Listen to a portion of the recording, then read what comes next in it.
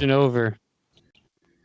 All right, we are live here on YouTube as I turn this show out of my living room. There we go. Yeah.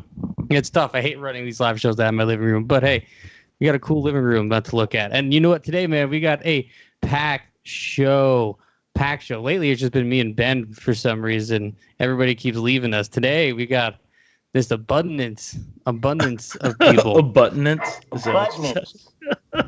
lot of butts. There's a lot of butts here in this show because you know me, you know Ben here.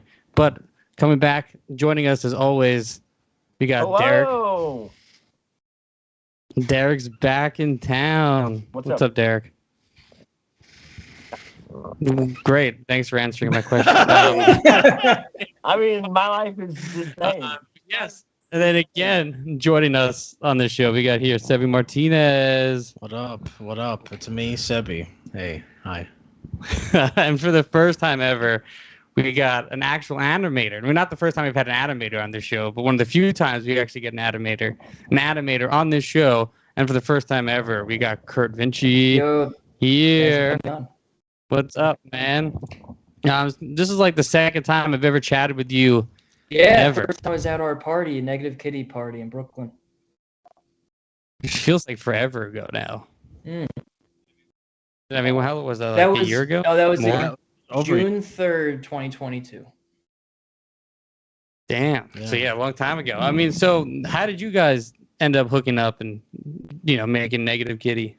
Oh well, I guess the story is that back when I was playing in a band called Morris Alba, back in college with my other baby boy Marcel, because Kurt's my baby boy, but so is Marcel. You're my baby boy. Actually, so is Derek and Ben. Is family. In addition to the baby boys. Love you, Dad. But I was playing in this band, and we played a house show, and I want to say like New Haven, Connecticut, or something like that. And my friend Liz was kind of hanging out with like the guy from this other band that we were friends with that was also playing, and they brought along Kurt, and Kurt was just hanging hanging out. I was sorry to interrupt you. I was actually playing a show down the road from the show you were playing, so we were playing music at the time. Right. So yeah, Kurt was just chilling at the show, and I just was probably drunk enough. I was like, I need a threshold of drunkenness to be able to talk to complete strangers. So I probably just had the amount of alcohol. I was like, hey man, how's it going? I'm SEBY. And then I found out that he likes cartoons and does animation. I was like, oh, I like that shit too. So we just kept in touch. You play music and like cartoons too? No way. What?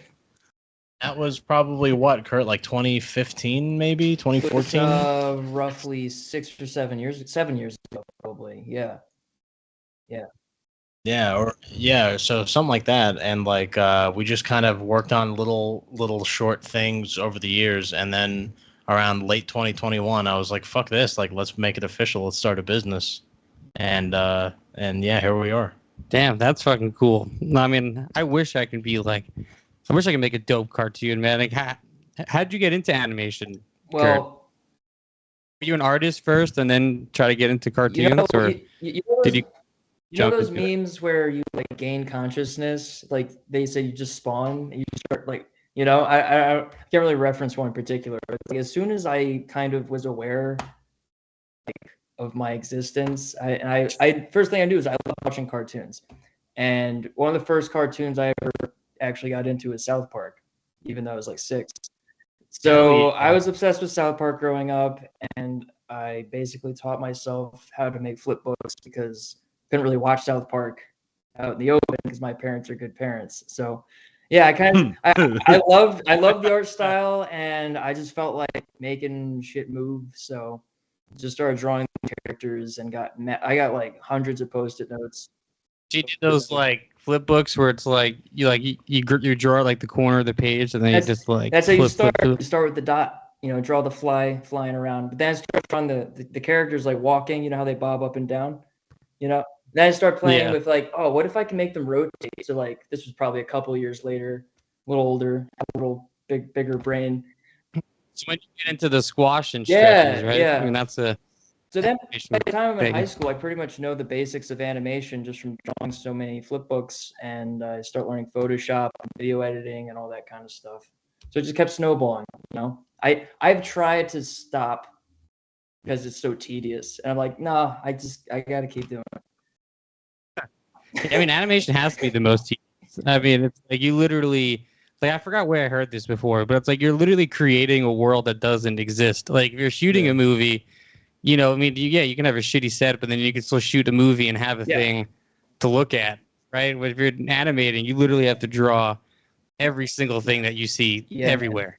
Well, luckily, we now have a team of 10 or so freelance animators who work with us. 10 people, dude, that's sick. Yeah, give or take, right? Oh, Kurt? yeah, definitely 10 artists in general, most of which are animators. So Kurt is more... Yeah, Kurt like sets up all the documents and stuff after like me and him will both do storyboards. And Kurt like kind of sets it up and then deploys the foot soldiers at this point. So you're doing way less keyframes and backgrounds and color and stuff than you were for a number of years. How's it feel to have ascended the ranks to after Willie? Yeah, after a couple of decades of just drawing everything, it does feel good to sort of like come up with the ideas, implement the ideas, and then just sort of let go and have other people try. And then when most of the time when you do stuff like this, it doesn't come on the first try. You need rinse and repeat, trial and error. So, people that's like being 40. Yeah. I'm just telling you. You usually don't come on the first try. I walked right into that one. I knew that was coming. Yeah. Additional pun intended.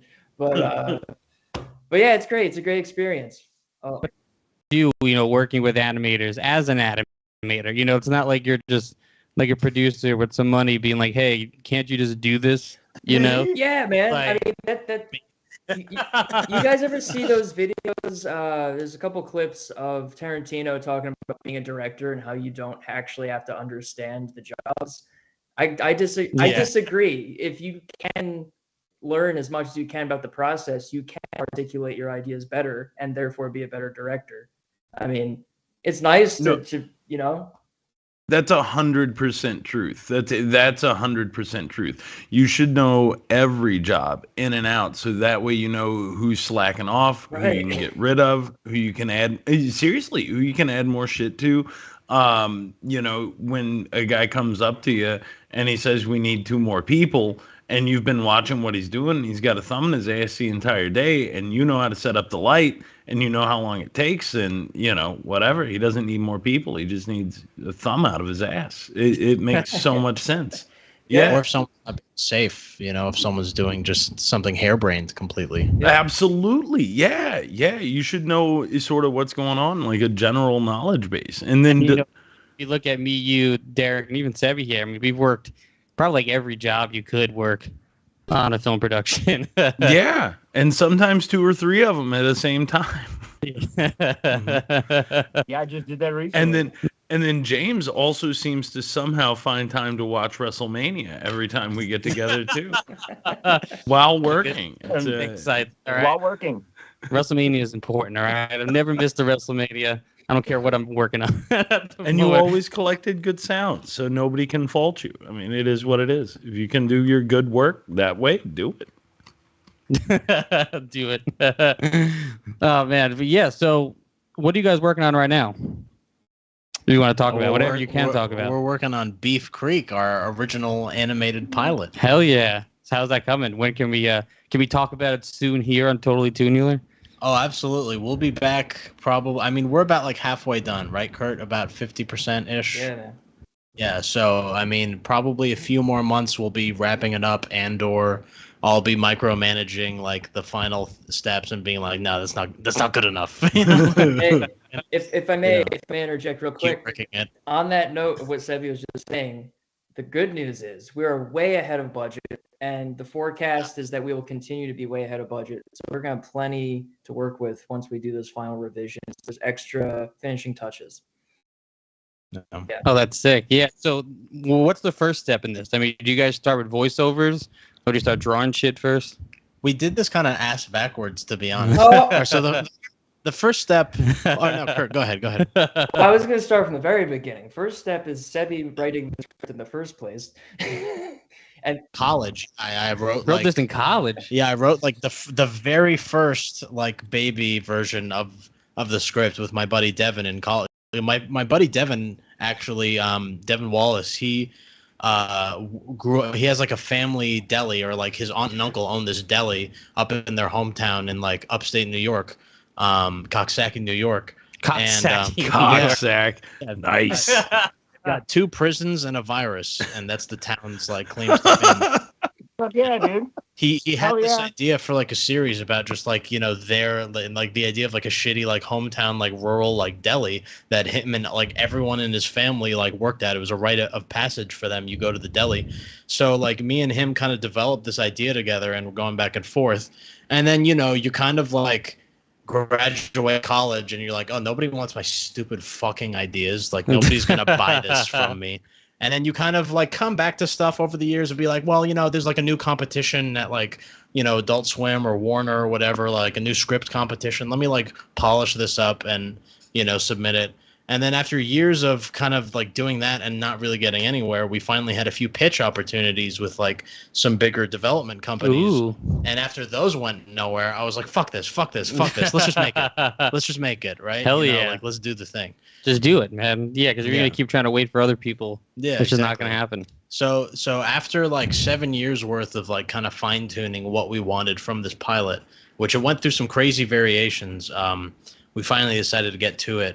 And the voiceover actually should have come first, but is actually Right, one of that's the a things that typical like thing, right? Like it's- that's the, like you always do Yeah, the voiceover first. that's what you typically do. But in our case, like we kind of just wrapped up all the voiceovers. Ooh, interesting. We like kind of did. We even kind of started drawing the keyframes before we finished the storyboards, to be honest. Yeah. So let me sort of dive deeper into this. So yeah, voice acting is definitely an earlier stage, and storyboarding usually would come before that, so the voice actors have something to look at, I would think.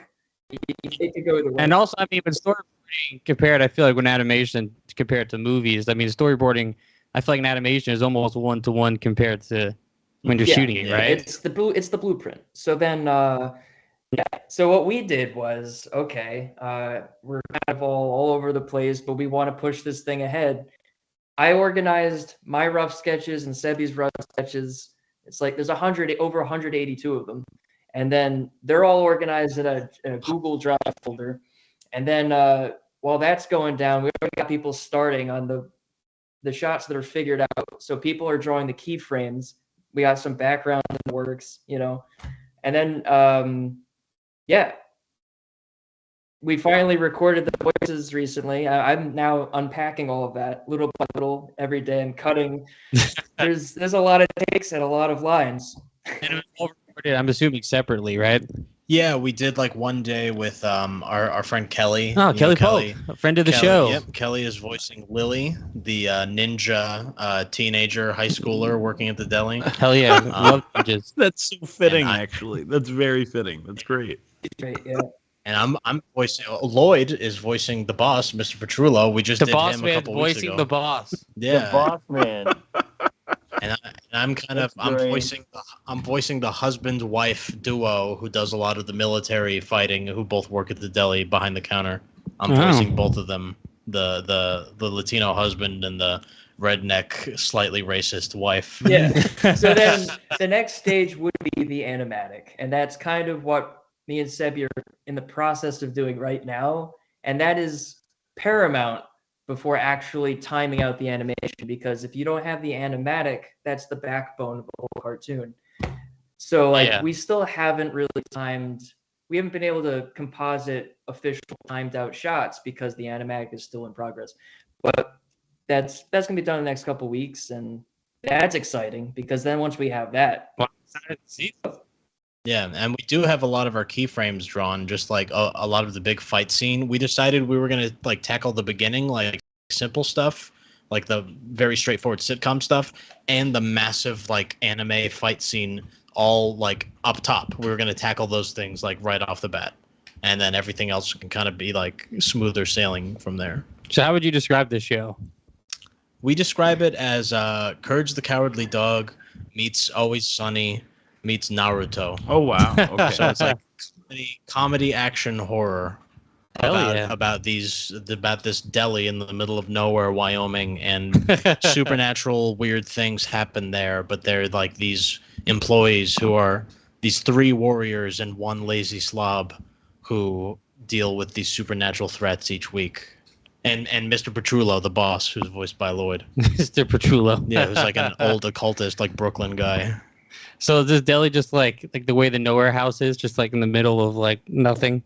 Yeah, it's Like- literally just in the middle of the mountains, in the middle of nothing. Yeah. Damn, man. Giant Watch pie this, dude. coming out the back of the building Oh. with pink slime leaking into the creek below. Oh, yeah, pink slime. yeah. No, that's spoilers. But So what's- there is somewhere named Beef Creek that I think might have been the inspiration for the show's name, but within the context of the show, there's like a creek that I guess has maybe always been filled with beef that they're continuing so to there's a dump literal beef creek of beef. sludge into it. Yeah, the creek is pink from the beef sludge. Nice. Beef sludge. Well, you know, Derek here is a great actor. I mean, have you heard his voiceover before? I think so. I mean, that's we're prime acting right there. We're definitely Prime gonna get acting. Derek in there at some point. Oh, I would love to. I would love to. If you want, That if, would be great. if you want a real testament to Derek's acting, Sebi, I'll send you a cut of Were Deer if the guys hadn't shown you yet. Like, Dude, I've not seen Weirdeer yet. I've been really wanting to. I feel like we need to just talk about Weirdeer for a minute because you guys have pulled off something incredible. Everyone I talk to says it's really, really good. Kurt, I don't know if you know this, but these guys just made a whole feature. Yeah, we still have called the Weirdeer. on our YouTube live stream. I don't know if the link still leads anywhere, Ah, but it's there. congratulations, guys. That's incredible. no, thank you. But no, really, I only brought it up to hear nice things about the work that we did. Thank you. No, no, but to a point of fact, like to sort of echo what James was saying, if you need a solid actor, like I know he's done art department stuff for you before with what is it, the Sanguisunabog videos? Yeah. Portrait back. Portrait that of too, yeah. Payback as well, but like you put Derek in front of a camera and it is like it's straight up magic. I'm not even playing. Like this is he is my muse. No, I know. Derek is a polymath. He's a Renaissance man. he's a lot of polys, I'll tell you that much. I know. I learned that for a fact. Derek and I have shared many a bed together. Nice. But no. I will. I'll find you in a thing later. I'll send you a link and a password. I'd be Pulling curious his to dick know. out right now. What is Derek doing? No. I don't know what happened. you doing? My phone, because I'm using my phone right now. Now you must look you for a Okay. couple of my life. I was about to ask if you froze or if you were just making that face while we complimented you. It does look like it, right? He was just like Me and overjoyed. Semi's friend did that once with the right now. He when we were on a call once, he just like on purpose to trick us into thinking that That's brilliant. Oh no! I fell for it. I'm gullible as hell. But never leave you guys on purpose. Oh my god! Nice. Now I gotta fix this, Derek. Christ. All right, I'll fix it in a second. Here, you guys keep talking. I gotta fix this live stream. I apologize. Yeah, no, this is quality podcasting right here. 110% quality. But no, I mean, since you ask, yeah, we did very good stuff. We had 170 people at Troma Dance. We're already crushing on Letterboxd for the 20 some odd people that have rated and reviewed there. We had 80 folks in my hometown show up to watch it, and we just got accepted to Crash International Film Festival down in Brazil. Nice. So Fuck yeah. I know we're going international, and we don't even have a sound mix yet. Yeah, I mean, so Like- excited to see it. I can't believe no one's like sent me the boot. I feel like every time I talk to someone about it, they're like, I'll send you the link. I just haven't got it yet. No, bro. Fuck it. If James is back, I'll go ahead and do it now. It'll be in your inbox when you get home, Yeah. or when you look at your I phone. need If you ever wondered what Derek's butthole looks like, Every day of my life when I wake up. I will. If you can't see it in the movie, I'll send you a picture.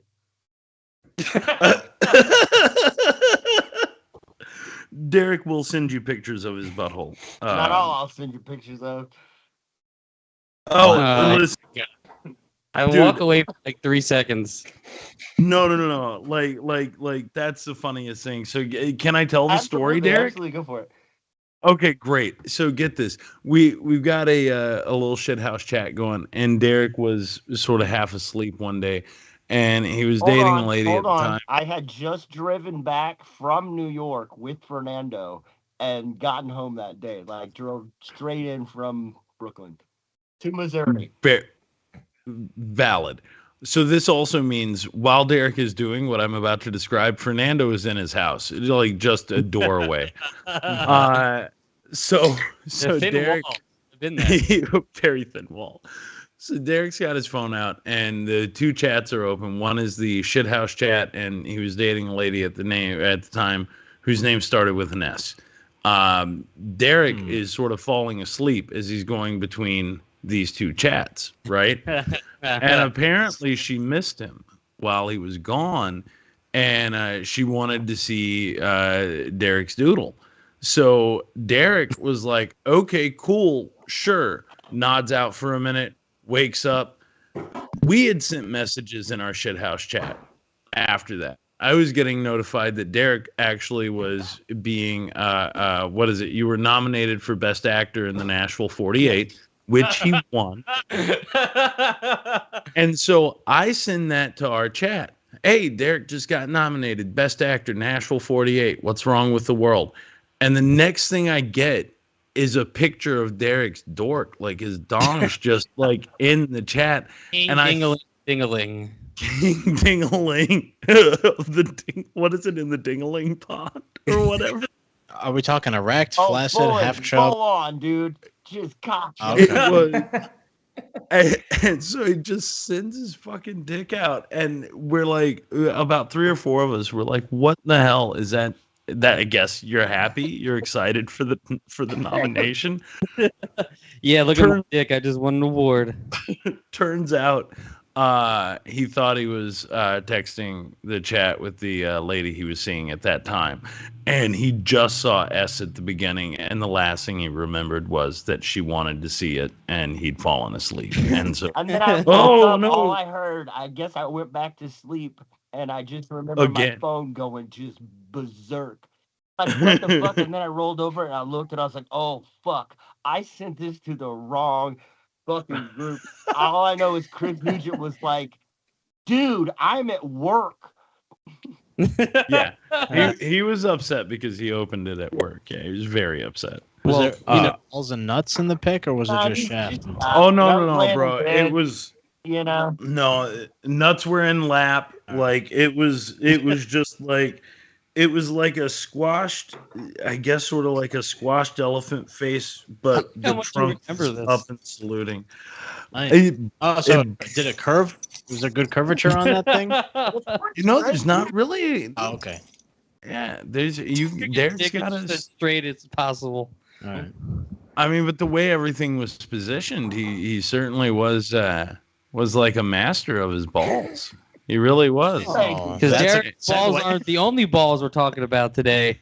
Right. About Ballmastrz 9009. You took it Hell for yeah. the segue, and it was perfect. Yeah, Ben Johnson coming with them segues. We'll see how we do it. Mine curves up, by the way. But yeah, we could talk about the show. No, yeah. Listen, that's I got a different podcast, Sebby. Yeah, people got to pay for that one. But Ballmastrz, man, I've never watched this show before. I've actually never watched Superjail either. Really? No. What the fuck?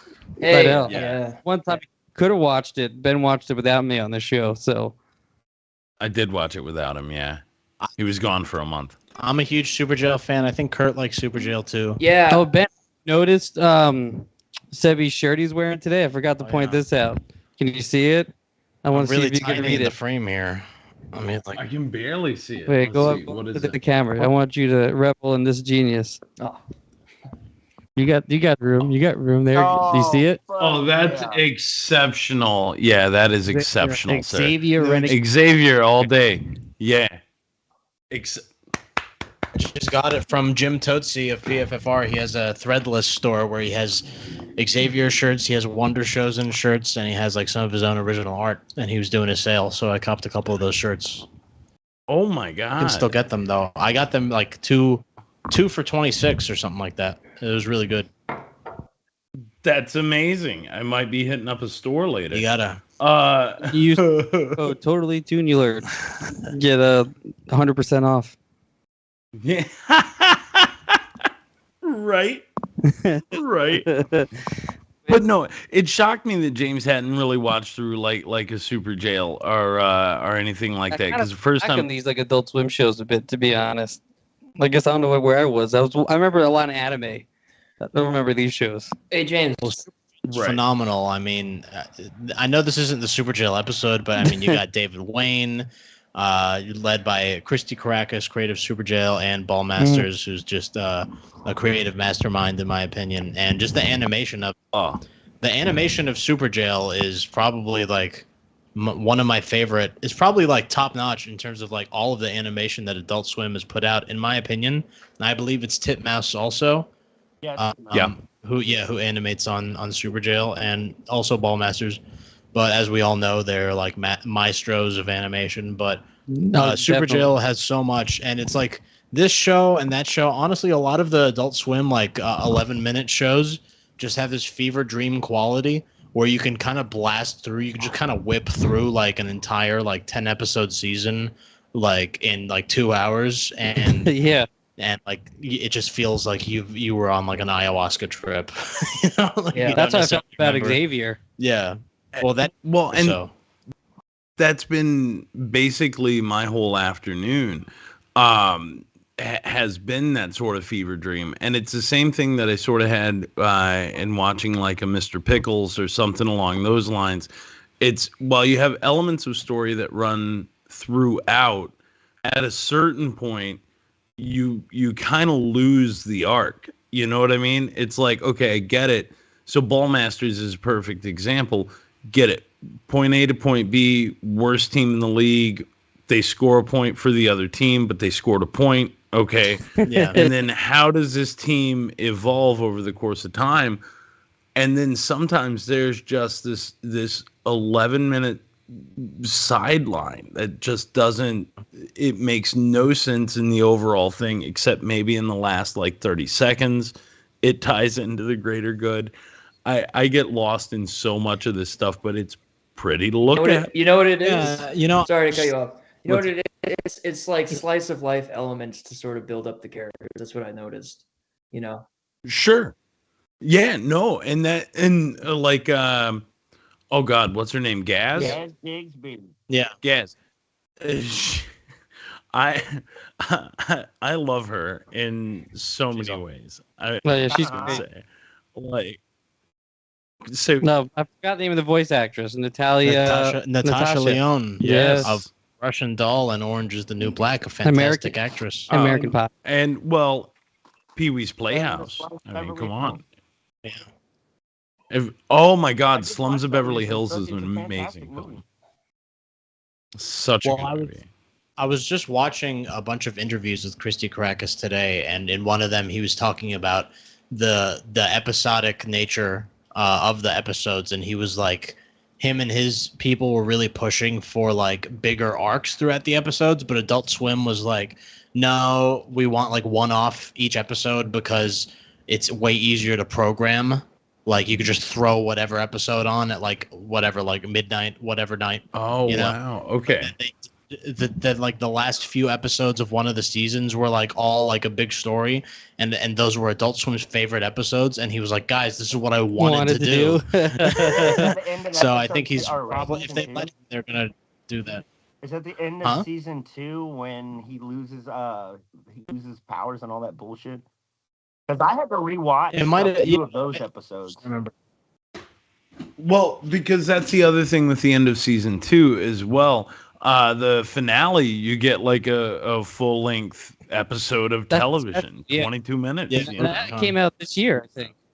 Did it not? Yeah, it came out this year. This February. And I need to mention before it gets lost, it was they switched the animation studio from Titmouse to fuck. I wish I can't know it remember is. that. It's 4 degrees Studio Celsius. 4 degrees Celsius. Who made this amazing anime film called Mind Game? Probably like 20 years ago, and I caught that at like I think it was the Nighthawk Theater around here. I caught it like last year, and it was a fucking phenomenal, like trippy ass, really good Did movie. it look like the episode? No, it was like a cinema Okay. quality, you know, thing. And then it was announced that Rubicon was being made using that studio like a week later, and I was like, whoa, that's a fucking crazy coincidence. That's really fucking cool. And yeah, the episode looks great. The Rubicon looks awesome. Yeah, it felt like their take on sorry, I'm echoing. True anime, you know, like they had the thin lines, not as sketchy, not as gritty. I like both. Right. I like both styles. I like the sketch more. Like I like the grittiness and the. I kind of like it a little more season. too. It was cool to see though. It was cool to see like the different take on it. Honestly, I probably would be cool either way, however they decide to continue it. But I do really love, like, the original style of Ballmastrz. Kind of felt like it was like an animification of the Super Jail style, which was really cool. Yeah, very, very, very much so. You can tell the same hands are in it. It's like when you watch. I guess it's like when you're watching artists evolve their styles over time. You know what I mean? And to a point you made earlier, you're right. As far as a perfect sort of blend or a well-made animated show with the Adult Swim stuff, Super Jail hit it in so many ways. In largely with Warden and his shape-shifting, at least for me, and in the style of the whole Willy Wonka-esque kind of person that he is. Yeah. And there's a bit in one of the last episodes where Warden is out there. He's in the swamps outside of Super Jail, and he starts off as a fly, and then the frog jumps up, eats the fly. Now Warden is the frog, and then you see this sort of like food chain happening, but it's all Warden as he's going through this, and it is absolutely fucking seamless. And yeah, and you see a lot of that carried over through into Ballmastrz, but I guess sort of the anime style to it is a wonderful little flavor they add. Yeah. Yeah, it's like everything I like about anime without having to like watch like 100 episode anime. Yeah. 2000 episode anime. Yeah, 2000 episode anime, like exactly. Like I get to like enjoy it in 11 minutes rather than like, 80 filler episodes. Yeah. Right. But I love it. It reminds you a lot of like what Teen Titans did too. That's why I like Teen Titans back in the day. Like where they just like took all the stuff that made anime fun, but then also put it into like something different. Western animation would be so different if it wasn't for Toonami. Mm-hmm. Hell yeah, man! All this anime stuff wouldn't even be in our cartoons. Toonami. Yeah, I wouldn't have watched Batman, Justice League, Dragon Ball Z, Yu Yu Hakusho. None of that without Toonami. Yep. Yeah, I mean, there's definitely like a deeper like kind of study on like how like the shows like Batman Beyond and shit like that. Yeah, yeah. Even like the Batman animated series too, and obviously Teen Titans like kind of draw upon like that Eastern style, in a way that's like looking back on it now definitely seemed a little groundbreaking. I really don't know too much about all that, but and definitely groundbreaking because there's a saying of like if you look at cartoons like pre-Batman the animated series and then after, it's like totally different worlds. Right. The way that like they started looking at how we can produce these things. I could get technical if you guys want me to. Yeah, get technical. That's why. All right. That's why I want later on the show. So there's 3 things that come to mind. One thing is called, I might not be remembering this 100% correctly, but Paka Paka. It's when it's flashing different colors in sequence that causes epilepsy. That was carried over. A lot of that is actually in Western animation, maybe even some Batman episodes. I watched all of Batman, the animated series, and Superman. Hell yeah. And then the use of focus lines where they're all sort of intersecting at the center of the screen, but alternating. Yeah. That's been utilized in a lot of Western animation. And then, with Superman, the animated series, they definitely did a lot of those you know those close-up zooms and then the perspective changes where the camera moves with the character in a way. One episode exactly is when they introduced Supergirl. They did that. And I thought, when I watched one of those sequences, I'm like, oh, that's anime. Yeah, and for those shows to like push to do that, it was crazy then, you know, because it's just expensive and, you know, someone has to draw all those frames and, you know, do kids really give a shit about it? And now it holds, you know, it still holds up to this day. Yeah, animated perspective changes are probably the most expensive thing to animate. Which, quick note, back to your last episode. I listened to your last podcast. It was great.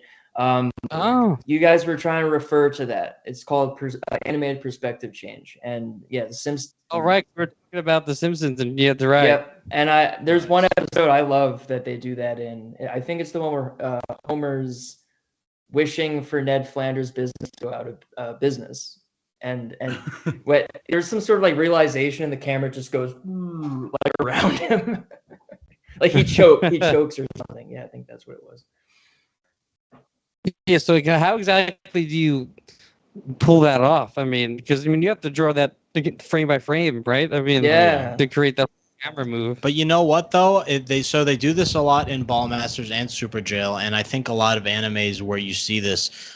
In order to like kind of save on the budget and time of doing that, they'll switch to like a one-tone background, right? So like you'll lose whatever intricate like cityscape or like you know, be like a flat mat of color like red with like some action lines, right, Kurt? Yeah. Am I kind of on the right page here? They do that a lot in Ballmastrz. For adult and Super Jail for sure. For Adult Swim, that's definitely the move, especially for Ballmastrz, and that's because of the nature of it. It's a low-budget cartoon, but they make use of their budget in a very creative way.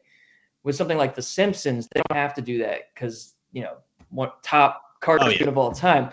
But yeah, and that's the thing. They will. What else would all those kids in that factory be doing if they weren't each into? Yeah, they like it. Yeah, it's their favorite thing. I mean, it's a lot of like more 3D too, like even modern Simpsons. Like they got to do some sort of complicated camera move or like a car or something. The vehicles. Let's see, they'll make like a 2D, 3D thing. Yeah, the vehicles definitely are these days using 3D objects animated, but with some sort of filter. Or they call it freestyle in Blender, where it puts a black outline on it, so it looks like it's hand drawn. Sometimes it's we use too a little bit. Yeah, I mean, I was gonna ask, well, what's your guys' opinion on 3D in like 2D animation? If done correctly, it looks good. Like Attack on Titan has proved that much. That's for sure. Among others, it's a controversial style too. Like not everyone likes the integration, in Attack on Titan specifically. I like it personally, and I think that, I mean, sometimes it's terrible. Like the new Berserk series, I haven't seen it, but everyone hates how it looks because it's like all like 3D with like some 2D, right? One of the new Berserks. I think there's like an even newer one that's pretty good. I don't know. Okay. So what would you say, Kurt, is the right way to use 3D and 2D? A case study would be Attack on Titan. That's my opinion. That and Death Note uses it. They use it so well you can't even tell. Demon Slayer used it. I mean, I haven't watched Death Note. That's how good they are at meshing it in. You can't even tell. I can't even tell half the time. But Demon Slayer is definitely among the top people using it right now in a way that's acceptable. Like most people like Demon Slayer, like anime, and they use a lot of 3D. Like their environments are 3D for the most part. So what about like I mean, either you and SEBY can answer this, but what about this newer kind of animation style that's come out since Spider-Verse, where it's like this new like 2D, 3D kind of style? That's awesome. Like a lot of movies doing it. Like like Spider-Verse, Mitchell's vs. Machines. We just talked about the last Ninja Turtles movie, like Arcane. That's like where it's definitely 3D made, but they're doing a lot to keep it 2D. That stuff is special. That stuff is not shortcuts at all. They're doing that in a way where it's like taking stop motion sort of mentality. It's stylized, it's 3D. It's just the way they render it, and then they 2D in some ways, I think, sometimes. That stuff's beautiful, in my opinion. What do you think?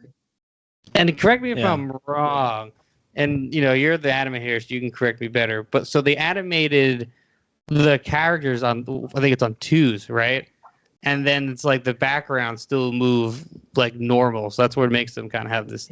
Yeah, on the twos. That's a phrase that animators use when it's one position, one drawing, or one image every 2 frames. Sometimes people, especially anime studios, they do it on the threes. If it's really intricate, and then people complain, "Oh, it's choppy," but they don't realize there's a budget. Every project has a budget. Like Castlevania on Netflix is a masterpiece, but there's some choppy animation. Powerhouse is incredible. Like we talk about the He-Man animated show here, like the Revelation.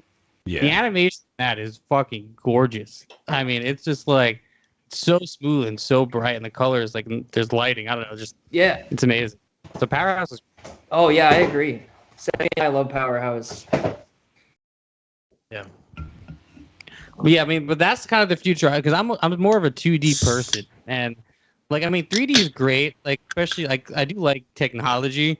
I like how real we can get with 3D, but it's just I don't know when it comes to like cartoons. Like I want like 2D, and I like what Spider-Verse is doing, or the new Ninja Turtles is doing. Even the new Puss in Boots was doing it. I just like it because it like I don't know. To me, it's a good mix between technology and what I remember. You know what like people miss? Cartoons. They miss like art. They miss artistic integrity. They don't want something that's just like obviously 3D and just cookie cutter. Like, oh, okay, another Pixar movie. They want to see something that might have taken some effort, has some humanity to it. No, and I totally feel that. I mean, have you either of you guys seen the new Turtles movie? No. Oh, it's fantastic. It's great. And like when we were talking about it, Seth Rogen was saying that like he got the artist to like if there's like explosions, right? The explosions would just be like squiggly lines compared to like the 3D rendering that's happening around it. And he was like, I wanted it to feel like it had this artistic integrity too, where these guys they're drawing like they would in high school, as if they were, the Teenage Turtles. So it's great. I think it's worth checking out. That's kind of like a similar. Just to bring it back to Ballmastrz for a second, I remember like Christy Caracas saying that part of the vibe was trying to like make it look like high schoolers trying to draw anime. And that's how that is. Oh yeah, and I see that, and I mean that in a good way. Like I see that, but like by obviously professionals. Piggybacking off of that, because we're doing this with our cartoon Beef Creek, their art style and the way they implement their animation is basically the same strategy we have. If it's a comedic moment, there's going to be choppy, like arm movements or body language changes. Flip of a switch, but then when shit gets epic, we're not cutting corners. It's like as many in between drawings as we can put in, and that's what they do. And in Christy, like one of the interviews, again, I just like loaded up on interviews from him like before I came here, so I'm like directly quoting from the source. He's talking about how like they kind of were going over budget on some stuff, but they kind of realized at one point that they can do the crazy intricate like fight scenes and stuff if they cut corners by doing like kind of like South Park style like like just tiny little bobbing things, and like a lot of the other scenes. And we literally, I'm pretty sure like as we were formulating how we were going to approach Beef Creek, we literally said like let's do a Ballmastrz style, where because we had both like watched enough of the show at that point where we loved it, and I'm like a really big fan of the that's the what you're Caracas talking about legacy. Today. And we literally like straight up referred to that style as like how we wanted to make Beef Creek. Those two were the direct inspiration. We compare it to Courage and It's Always Sunny and Naruto as like overarching aesthetics and themes, but it all comes down to it. Like these are the exact sort of forms of inspiration. And Super Jail to me is just like the holy grail, I think, of like any Adult Swim animation, just in terms of like everything that's going on, just like the cacophony of different things, like the perspective changes, like the parallaxes, the composition, and like just like the staging and the cinematic like eye of everything that's happening. And Ballmastrz like it takes all the anime shit that we love, you know, and like just does the same thing, but with this whole new like fresh thing. So yeah, I mean, I really can't like overstate how much that has like impacted how we approach, what we're trying to do with this animation. It also makes our client work. You know, we cut the corners. The clients, we cut the corners. You know, having these shows as a case study as well kind of takes the edge off while we're doing this, because we're like, oh, this has been done and people like this stuff. So we're following a formula that works. Yeah. Listen, you said about following a path, right? Like there's a reason that the highways are the highways. You know what I mean? You can still get off those and you can still cut your own path, or you can find a new route to get from point A to point B. That's great. But if someone has cut it for you and shown you a way, like, play inside of that. Right. Play inside of that path, you know? Like there's no reason to go too crazy. Yeah. Yeah, success leaves clues. 100%, yes. Success leaves clues. This turned into a self-help podcast. That'll be that's the description on Spotify. That's in a Gary Vee video I watched. But yeah, but to talk about it too, like you were saying about the animation, like I noticed, like if Gaz would get upset or anybody would start getting upset, they'd be like yelling or talking, and then they would just start twitching. Like they wouldn't be real. Like there's not a lot of movement happening. They're just like twitching while they're saying their lines, and then you're getting the full feeling. Which I'm sure that's probably a lot easier to animate than having someone expressively yell and flail their arms around. Our animators, most of our animators are actually just illustrators getting into animation, and we've been sort of coaching them on like how to do certain things. Everyone seems to be a natural. It's really going smoothly. But what I'll tell you is, first time I told someone about the whole twitchy thing, or like the squiggly lines, where it's like I'm like, you have to trace it in a messy way. I know it feels wrong, but like that clean trace, don't do that. Make it a sloppy trace, because we're going to use that to make them look nervous or something, or And it is, if it's cheaper and it's effective, and if your actors are giving you what you need as far as like the read goes and line delivery and all of that, like there's a lot of fun to be had in that, like one eye just going nuts, right? Like just one eye just shaking underneath, or like a little sweat pops or a jump, or even if it's like they're yelling and screaming, the arms are down here and then they're all of a sudden up there. Simple, small movement. If the performance is on point, it's perfect. And those things are preferable sometimes, like those supposed shortcuts are more effective at telling the joke or giving the acting through animation. Oh man, there's a really good example I just thought of. Yeah, here it is. So SEBY, remember the music video we did for our friend Greg? So another quote unquote shortcut is actually used in even Looney Tunes back in the day. It's called smudge animation or smear animation. Right. I think I've heard about so you this. Intentionally make like a path of colors and lines that are just not intricate at all. It's just like someone took a paintbrush and so they're like running fast, or they're like going. And you only need two or three of them, and then that gives you such expression and cuts so many corners simultaneously. It's beautiful. And you guys, we did that on a client project, and he loved it. That SEBY's like, dude, I love that. He's like, what?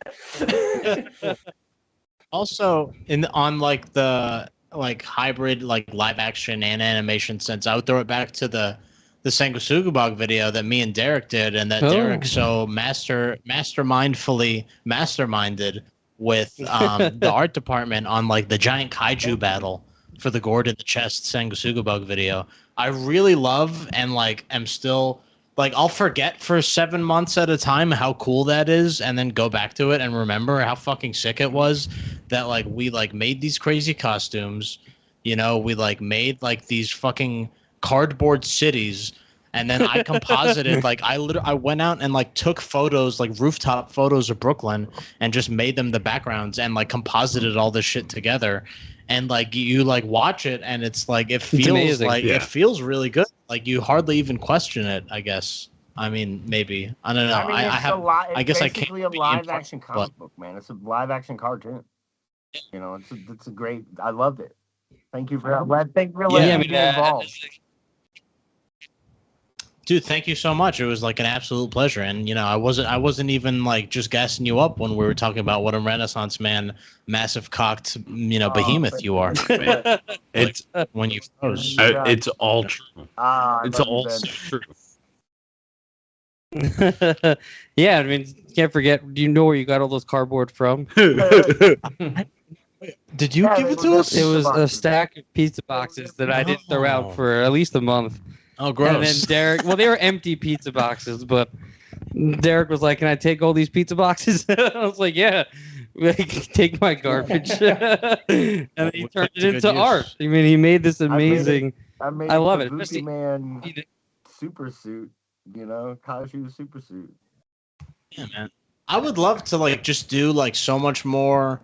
I don't know, like I have a thing with my live action videos that I do where it's like I'll do one medium per video. Like I did puppets with a body count video. I did like cardboard and shit for the Sanguisuga Bug video. We did Sims and Evil Dead. Yeah, we did Sims with the Evil Dead Escuela Grind. I can do like one medium per video. I would love to just do like cardboard, you know, videos and like short films like forever. Because you know what was really formative for me was the Ed, Edd n Eddy episode where they go to the cardboard metropolis. Oh, city, That was such like a like brain implanting like episode for me at like fucking 7 years old. You know what? That like I would explore that whole medium. I would make a whole movie like that. We should do that. We should. You know, like Forbidden Zone, right? Like you watch through Forbidden Zone. It's like the sets early on in that. It's all just like construction paper and cardboard, and it builds such a thing. It's fascinating. It's made by Danny Elfman, right? Or is he just in it? No. Music. I can't remember. I think he directed it. I think so, or maybe he does just show up. I don't think he directed that. I know it's basically a music video for Oingo Boingo. Is the entire movie. Right? Yeah. And he's the devil as well. Like, and the sets are cool. And there's another movie. Don't yell at Bergio. Yeah. What is that movie where the guy made the maze with the cardboard? Dave makes a maze. Dave makes a maze. And this guy literally he makes a maze out of cardboard in his house and he gets lost in it. And then everybody has to go into his maze he made. It's this crazy cardboard world. That's crazy. We should do that. Dude, I love to. And as like a long time, you know, I mean, Derek knows because we are the Brooklyn Zoo Rangers. Yes. I'm a long-time Power Rangers fan, baby. so I just love, you know, big monster mech battles on tiny little cities, you know? Dude, did you see the new Power Rangers thing with like Billy and absolutely. them? yeah, me and Derek. We did a podcast on it. Yeah, me and Derek watched it 3 times, and the 4th time we recorded a podcast watch along to it called the Brooklyn Rangers. Power Rangers and Super Sentai all that day, and that was 420. That was 420. We would watch an episode of Power Rangers and then watch the Sentai Japanese version of the same episode. And the Sentai show is better. Just saying. But yeah, Japanese always does it better. Yeah. Oh, we should probably talk about Ballmastrz. Yeah, we should get back to No. Why? What's the point at this point? 2 minutes of Ballmastrz and an hour of everything else. Well, what's your favorite episode, Sebby?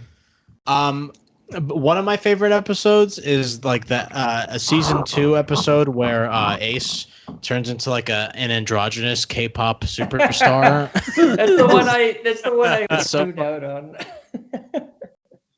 You tuned out on that one? That's a really funny one. There's like that whole sequence of him like voguing it up in the magazines. That's really good. I really like I think it's that first episode of season 2 with Ace's fake robot parents. Yeah. It's really good. Hold on a second. That's one of my favorites. That's what I was gonna say because that's an important episode for the whole series. If you think about it, they all come together to save him. It's his backstory, but then like everyone comes to save him at the end. Spoiler alert.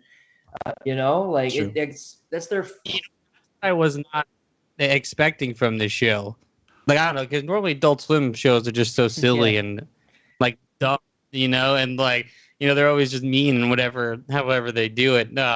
So I was just not expecting this show to be the show that like, oh, we're gonna come together as like a family vibes. And I was like, man, this is a great episode. Like they're all like rallying against him because he doesn't. And have you know what parents. else? I don't know if you guys picked up on this, but a lot of anime is teamwork based.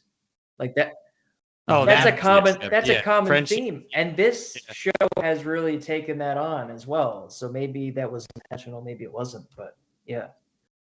I really loved the season. I think it's season 2, episode 5, where it's all about Flip, the umbilicus torso oh, guy. yeah.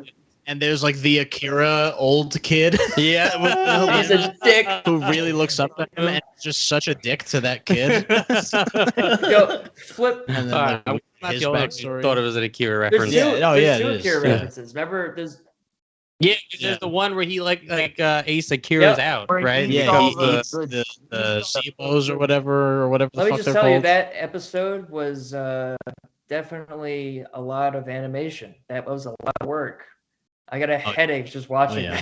that. That's where like, the money went to the most was that episode. God. They must have spent so much money on that because I didn't really see too much cutting corners there.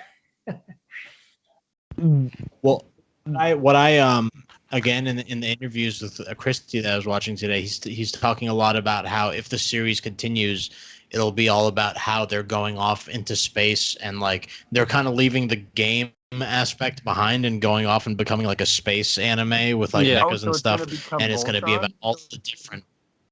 Yeah, kind of. It's going to be about like all the Fuck yeah, different dude, I like love teams on Quasar's big spaceship, like kind of learning how to work together and like go on space adventures. And that's going to be really exciting for me because there's a lot of memorable different team characters, like obviously the princess anime girl team. Yeah. Sure. plays The apes, moves. all the apes. Yeah, the apes are cool. There's like The the tank Bad engine Omens train. team that has like the attack on. Yeah, the tank engine trains are great. Oh, the dog. I like the evil Satan ones that has like the one Attack on Titan character. Yes. I really love. Right, that's the Yeah. one. Yeah, he tries to eat them, right? Yeah. And then there's What was it? The Boom Boys Yeah, the or Boom whatever. Boys. Yeah. It's his original Um, team, I believe. Yep. One of my favorite episodes was when what is it? It's Baby Ball, right? Like I'm horrible yeah. with names. Yeah. These episode Yeah. battles are long too. It's crazy.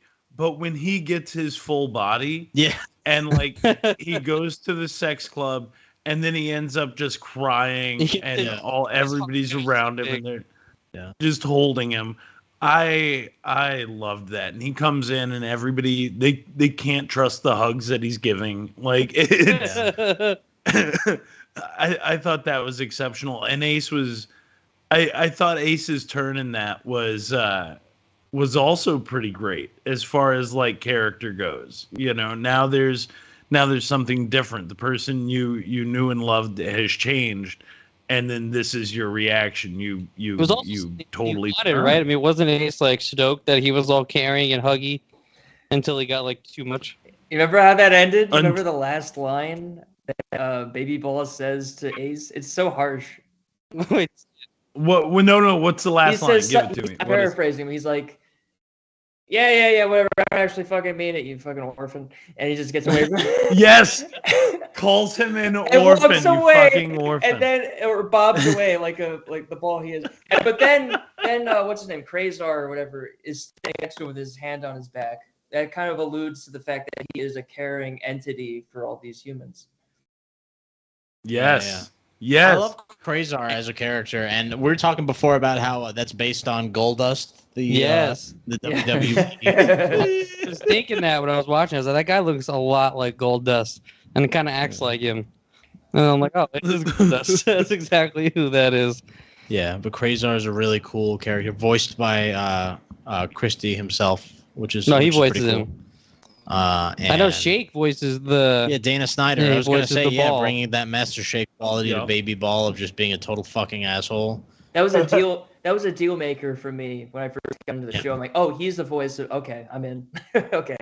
Because there's that one scene, I forget what episode it's in, where Flip gets like teleported away from the ball games for being offensive, Yeah. and then they're like, was it Gaz and Baby Ball looking at each other, and they're like, "Oh, I'm surprised we ever set that off or whatever." Yeah. Yeah. Yeah. Akira kid. Yeah. Okay. Yeah. I also really liked in season 1, and I think it's season 1. It might even be fairly early. It's where Gaz is trying to get back into shape, and Baby Ball's like, "It'll never fucking happen. You have to streak across the thing. If you lose, if you whatever." And then in the big flip there, what is it? She manages to get the crowd on her side. She's like, "Yeah, I'll strip, but I ain't running." And then she just like, "Here I am." And I love that moment. I thought belly that of was gas tank for like loving for or loving, something. yeah. for love. And then there was a side bet. I don't know if you guys remember this, and she won the side bet. So then She did. Because she didn't drink. Yep. So Baby Ball Yep. had to be her slave for a month. And they lost their endorsement for the free because that was free beer night. Yeah. Free beer night. Now that's another thing I noticed in that. That's like a direct rip of the 10-cent beer night. 10-cent beer night. That actually happened. Yeah. That was the straight up bedlam. Straight up bedlam. I loved that. I thought that was a fun one. Speaking I thought of that was Cleveland, really... I was in Cleveland recently and got my catalytic converter stolen. How long were you in Cleveland before it got stolen? It was the day I got to Cleveland. Oh God. Yeah. I got in that night. Went to the hotel. I checked in, went and hung out with Doug for a little bit. Got up the next morning, was technically my day off. Doug sent me to go on an errand, and I got in the car. As soon as I started it up, it sounded like it was just straight pipes. And I was like, yep, catalytic converter's gone. I spent like 2 hours. That's terrible. What a welcome to your city, right? What a welcome to our city. I had fun in Cleveland, though. It was a good time. Well, Derek, what's your favorite episode in all this? Do what? You got a favorite episode? Oh, yeah, I have a favorite episode. I think my favorite episode is probably the Akira episode. The Akira Kid episode. Yeah, that's a good one. Yeah. Definitely. Well, he just starts eating everybody. Yeah. I love that they give themselves like an out for like hurting each other. Like, you know, like they can just keep mutilating everyone and do whatever they want because they got these magic like worm thingies that just heals everybody. Yeah. Like it's just like a nice little way out. You know? Yeah, like sensu beans, like exactly. And then I love when he just then he eats it, right? And he just starts going fucking crazy. Oh my God, something we haven't talked about that's so obvious. For the special, the intro is an obvious homage to Dragon Ball. Yes. The Dragon Ball Z intro, to be exact. That was great. Hell yeah. I mean, there's so many references in the show. I mean, I think I counted between Dragon Ball. I mean, when Flip, I think we get like a backstory with him where it totally looked like an episode of JoJo, like season 4 JoJo. Yeah. There was they call DD Vampire Double D. Vampire Double D. In the fucking Akira Kid, in the Akira Kid Flip episode, there's also the Evangelion references where like there's the Gendo guy and like the Ritsuko lady, like the scientists. Yeah. Who are like figuring out with Quasar. Like, yeah, there's like straight up Evangelion characters. Yeah, so clearly this guy's just an anime fan. I love when people just reference shit of like, yeah, if I'm gonna steal it, I'm just gonna let you know exactly what I'm stealing from right now. Well, imitation, flattery. There's a saying there. There's a thing. Greatest form of flattery. It's and if you, I guess to me when it comes to like that level of homage or whatever, if you show the work and you do the source material right, you're never stealing. You're never stealing. You're just saying this is the thing that I saw. This is what I know, and they did it better, and you're gonna remember it. So yeah, I don't know. Yeah, I love it. Yeah, I mean that's exactly what Portrait of Payback is. Yeah, entirely. It's with art. I With can't art, there's wait no to see stealing. You know, it's only unless you blatantly take something physically and then say it's yours. You know? Yeah, unless Right. it's like a fucking, Charles Mencia. Yeah. Or Yes. Charles Vincent Mencia. Carlos Mencia. I don't do names Oh right. my god! Charles. Almost choked on my word. Charles Mencia. Mencia. You thought you knew him. old Chucky Hey, Menzies, Chucky, right? man. Good old Chuck Mencia. Him and Richie Valens. 50s. This is why I'm not allowed to say names on the show. I just try to avoid it when I I can. get things wrong. I get things wrong all the time too. Just ask SEBY. Oh, Kurt's a total boomer.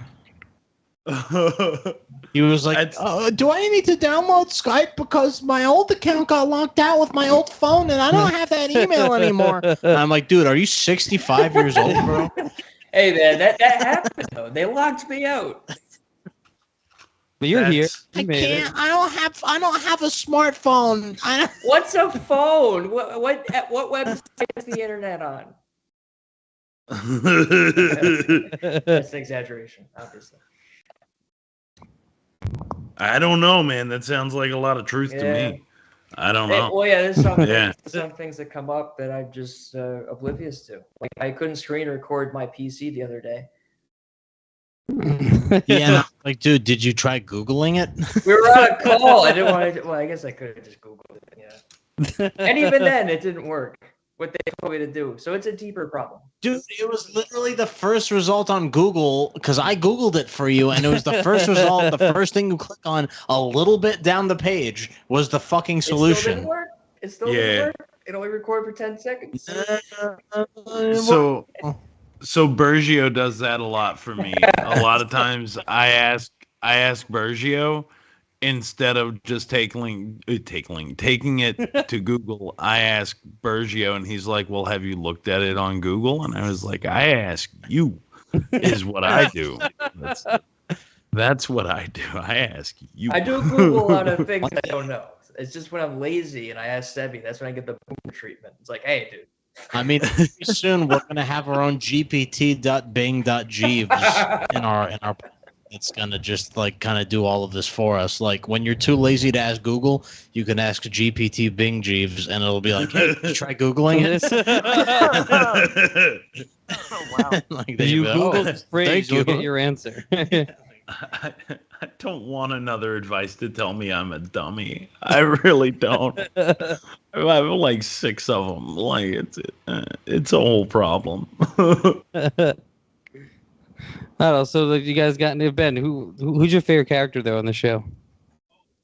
Oh, Gaz. Like I like Ace a lot too, just because of the way that he starts. But I don't know. There's something about a weird, dirty, drunken past her prime, but maybe still coming back to her prime. I love a hero with a belly. That makes me happy. That I love everyone roasting her for being fat throughout season 1. Just like, hey, you're really fat.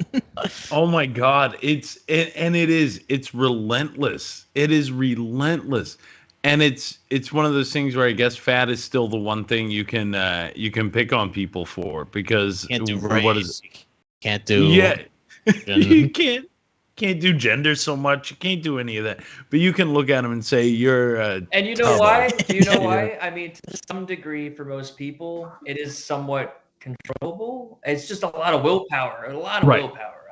I wouldn't know because I'm naturally skinny, but I know a lot of people that have struggled with weight. Bro, it's so much even more beyond that. Like, look, it's part of it's willpower, and then part of it is like simply like knowledge based. So like I got heavy this past year, and like it was to a point to where I was uncomfortable.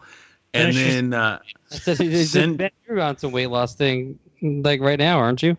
Yeah. I've dropped 35 pounds since July. Yeah. Congrats. Since July. Yes. Yeah.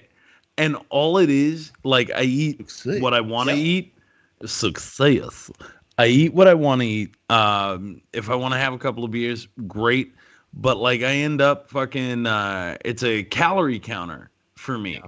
And then it's a thing where I sit there and I start looking and I was like, the quality of what you're eating, I can fill up on something with fewer calories and then still go and get me a fucking ho-ho or a ding-dong or whatever, maybe once a week instead of like twice a day. Yeah, man. You know, it's it's a whole shit right now, dude. I'm on the calorie measuring. Oh yeah, you were eating egg whites last time I was at your place. I'm eating egg whites.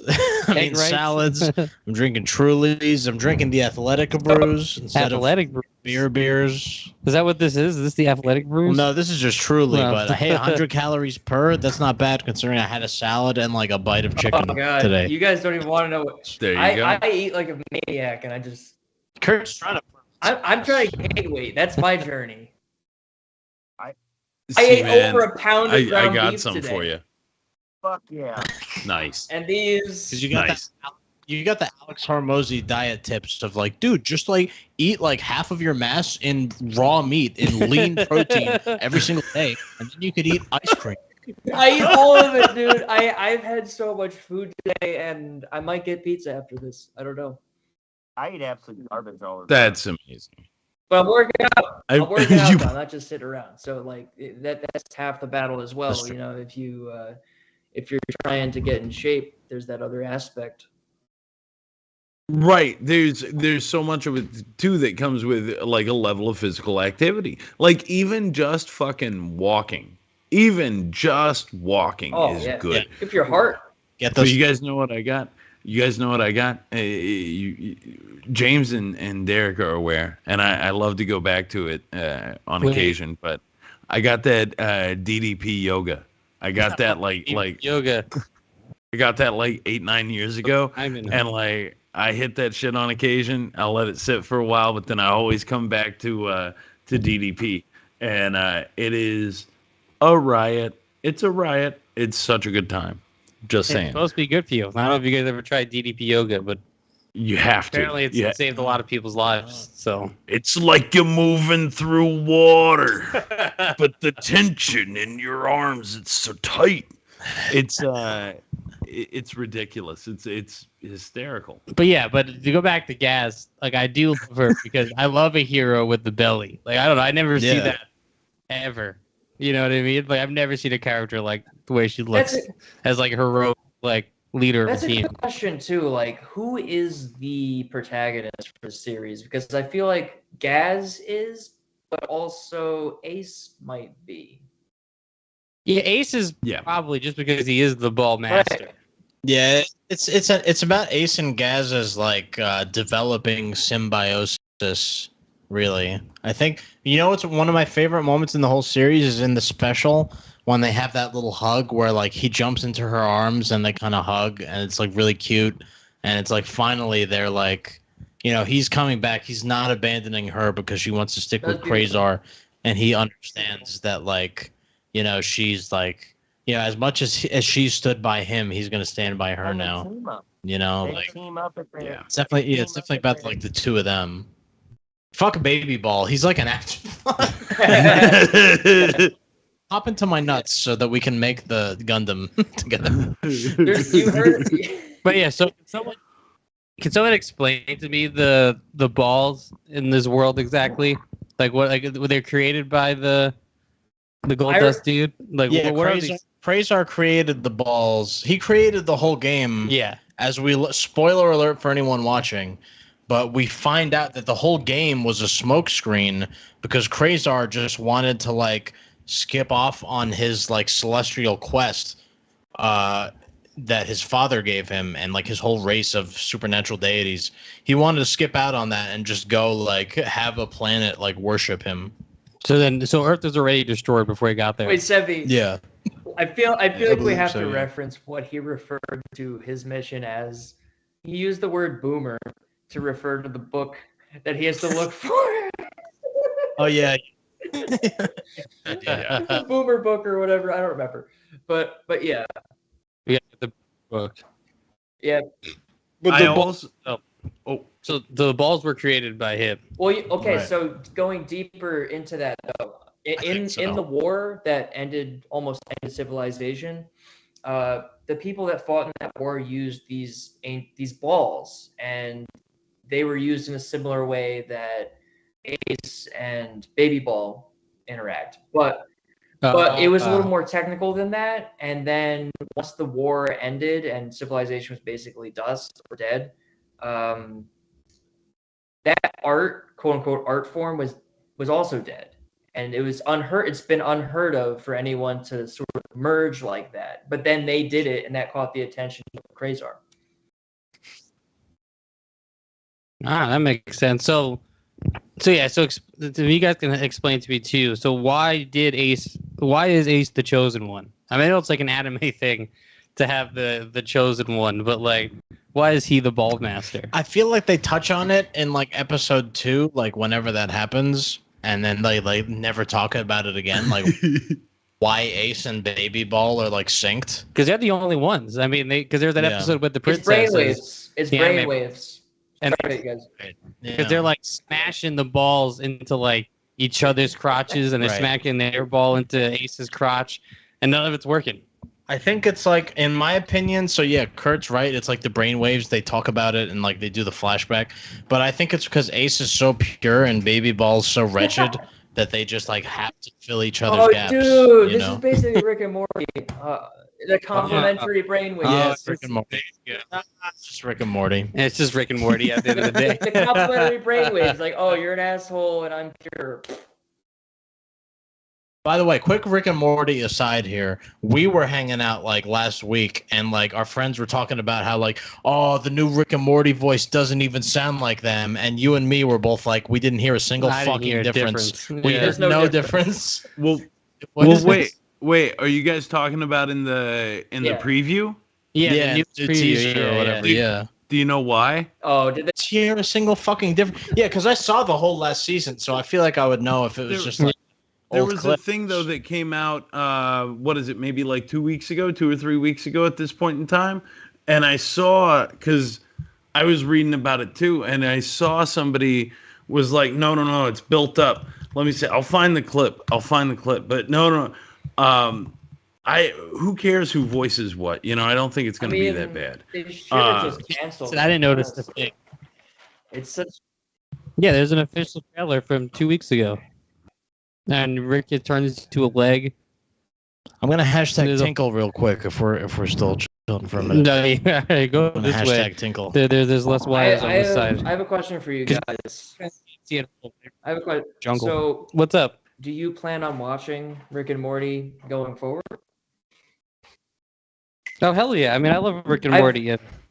I mean, if the stories are true, I mean, Justin Roiland hasn't even been writing or been creative since like season 2 anyway, I mean, so it's not much is missing really. Probably isn't going to make much of a difference, but the I don't know, maybe the delivery of the lines, because like you were just saying, Ben, it's not even like we don't even know what the true depiction is yet.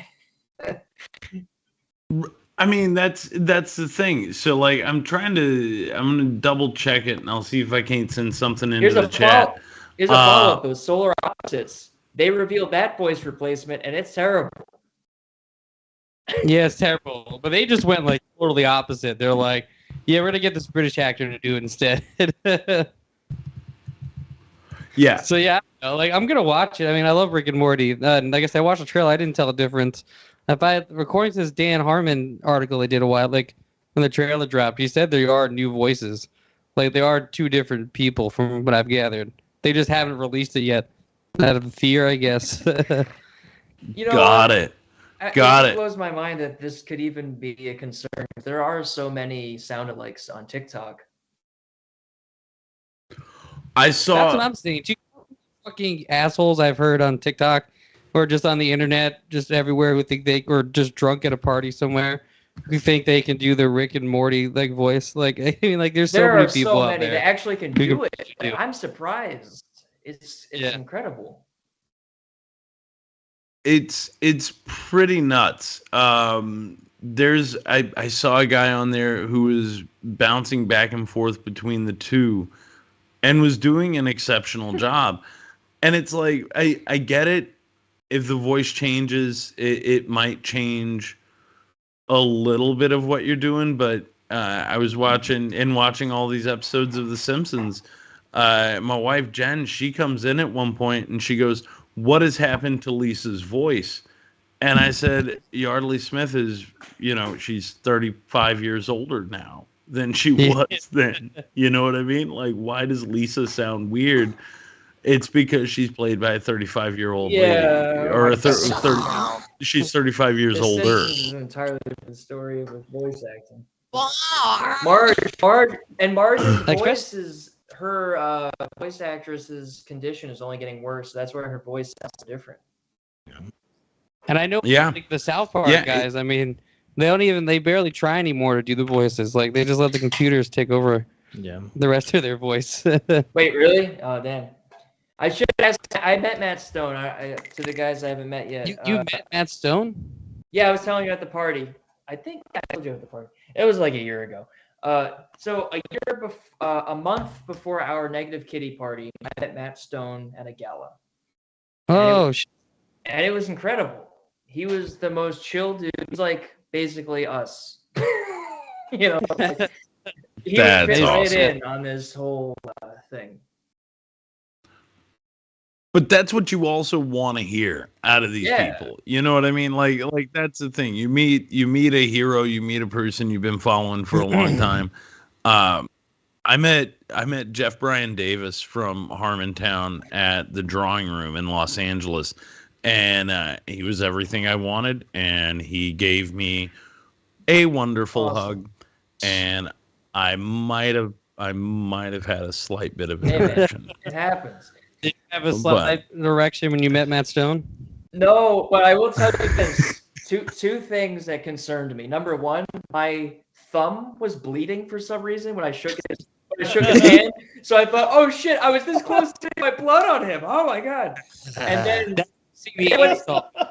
but then number two, when he went on stage, he mentioned that his wife had COVID. I'm like, oh shit, I just fucking shook his hand.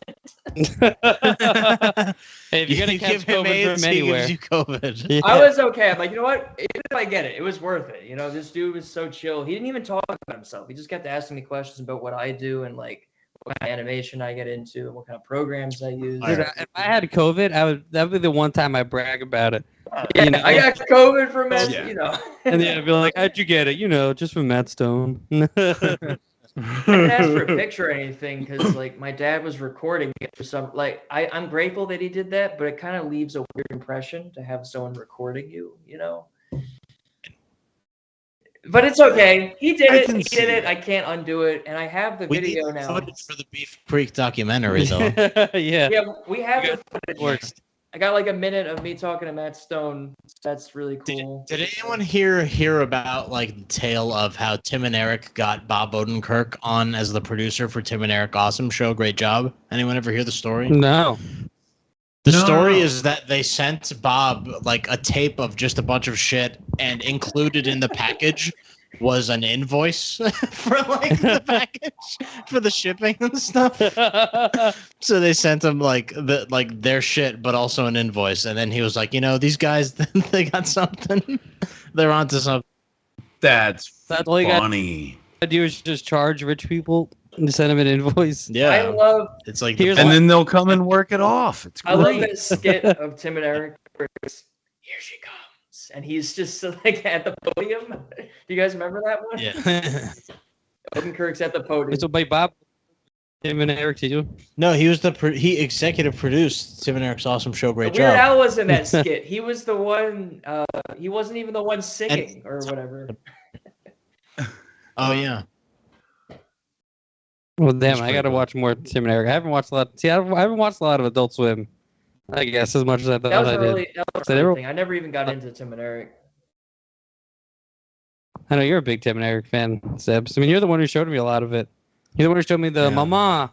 Mama, yeah. Mama is what I want to. I don't know if you guys have heard about this, but we were scheming on pitching like G Fuel, some commercial stuff, and I'm still kind of scheming on it. I really want to do like a spin-off of like the Tim and Eric Ma sketch, but with Sarah J, like the porn star, like with these two like adult men, and she's like feeding them G Fuel out of her massive tits. That's amazing. Ben's like, I never thought about G Fuel before until now. Hadn't even thought of it. Didn't even know what a G Fuel was. Hold on, I'm looking this up right now. Tag G Fuel. G Fuel is because that was the Muse commercial you did. That's right. Yeah, they did with Chris Lind. Good guy. Yeah, cinematographer, Portrait of Payback. Yeah. Okay, yeah, I remember this stuff. All right. Now imagine coming out of the giant porn star's boobies. Well, I'm sold. Like, where do I buy G Fuel? Just simply based on that. Just simply based on that. Where do I pick up a what is it? What the fuck does this even come in? Cans? Or is it it's a mix-in? Yeah, isn't it? They have cans, they have powder. Yeah, actually convinced. Listen, I don't want to promote them too much before I'm in business with them. No, yeah. But SEBY. When I was Flapjacks recently on set, they're like, the director was like, man, I wish there was some sort of powder or energy that we can just put in our waters. Yeah. And I was like, well, I know some stuff. And then production fucking bought it, and we had G Fuel the whole shoot. Yeah. And it was amazing. Nobody got tired again. SEBY. If you get it, you got to make sure we get some free samples, just like Mythical Meats. Oh yeah, we got to plug our Mythical Meat. Did you see the Mythical Meats commercials we did? The 2D animations that we posted on Negative Kitty? I have not. I mean, I think I have actually. We did short little 15-second cartoon animated commercials for this company, Mythical Meats, who is like a they do like beef jerky snacks but with exotic meat. So it's like Slim Jim, but it's like alligator meat and ostrich meat and fucking it sounds tasty. elk meat. Yeah, it's much good. better quality too. Slim Jim, you can't even get it. But this stuff, it goes down. There's no filler. It's just 100% meat. And you guys really got good. free samples out of it? Yeah, they gave us like 9 pounds worth of meat. Nice. Yeah, Yep. we ate a lot of exotic meats for a while. It was fun. Alligator. Well, we have Big Dan here, so you should combine the Big Dan's with exotic meats. I will. Derek's got about 9 pounds of meat too. Nice. Just saying. You mean penis and balls? So Derek, It's mostly balls. Derek, how much Adult Swim have you watched in your life? I've watched a bit, but not probably as much as SEBY has. What's the show that stick to you the most? I mean, I like Super Jail. I like this, and I'd never seen this. This was a really good show. I worked yesterday, and all I kept saying while I was listening to my podcast was Ballmastrz. And I got some weird looks while I was loading my FedEx van. So one now is the Shivering Truth. Do you guys know Shivering Truth? No. It's made by the PFFR guys, Xavier, Wonder Shows, and all that other stuff. But them, and I think like Trey Parker is involved with it a lot. He may be like an executive producer or maybe just voices on it, but it's like a puppet show. It's like the Team America style puppets. It's like literally that exact style of puppets, but with the PFFR guys. This is on right now? Yeah, it's on right now. Wait, what's this called again? It's called The Shivering Truth. And it's the new PFFR show. So, when it comes to, Adult Swim, PFFR, the guys that made Xavier and Wonder Chosen and The Heart She Holler and Teenage Euthanasia and a lot of stuff, they're, again, gospel to me, along with, Christy Caracas and, his work. But their current thing is The Shivering Truth, and it's this puppet anthology that's really heady and trippy, and it's like 2 or 3 different plot lines of puppets per episode, and it's all really stream of consciousness. It's the new permutation of Xavier Renegade Angel. Oh wow! And allegorical. Yeah, it's literally the Team America style puppets. It looks as a head wild psychological show. Yeah, that's really good. Pain in the ass to make, I bet. Oh, yeah.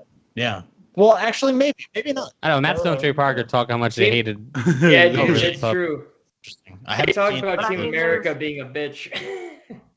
There's that I mean, when we did the puppets for the body count video, that's like different because we were doing sock puppets, but the Team America, like we were doing sock style puppets. We were doing Muppet style puppets. They have marionette style puppets. So that does seem a little harder. I remember he was saying, man, it was really easy to just smash him and throw him into walls and do fight scenes. But when I had to have them just walk 2 feet and turn, it would take him tons of different takes, like a billion takes just to like get one fucking motion out of it. That's interesting. I never watched the behind the scenes for Team America, but I really should. That was great. It's funny. Like I said, we just talk about how much go fight, and it's just like fight, and they bounce against each other. That's the funniest thing ever. The behind the scenes where like they show that angle where the puppets in the beginning of the movie run up to each other and start smashing and fighting each other. And then the camera just tilts up to the puppet people above them, just like going like this, like twirling their hands and just like. So it's great. And they also talk about how much they hate actors and why they did puppets. So it's really funny. They're like, we hate puppets, but we hate actors more. Michael Hers hates actors. I believe it. Probably why he talks about it. That's why he stopped making movies after Toxie. He was like, I hate actors.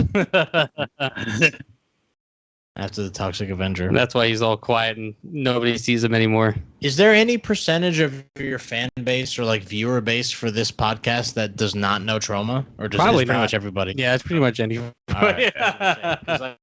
It's like I was gonna say we should add some stuff, but maybe not. It's the most inside baseball, SEBY. It really is. It is the most inside baseball. Yeah, but I heard he was actually directing again. He at least some of the promo stuff as of like the last couple of years. Michael Hers was getting back down in the basement with people. No shit. Yeah, apparently. No shit. No fucking. Yeah. No fucking way. 100% yes. He must be really bored. He must be really bored. No fucking way. Yeah.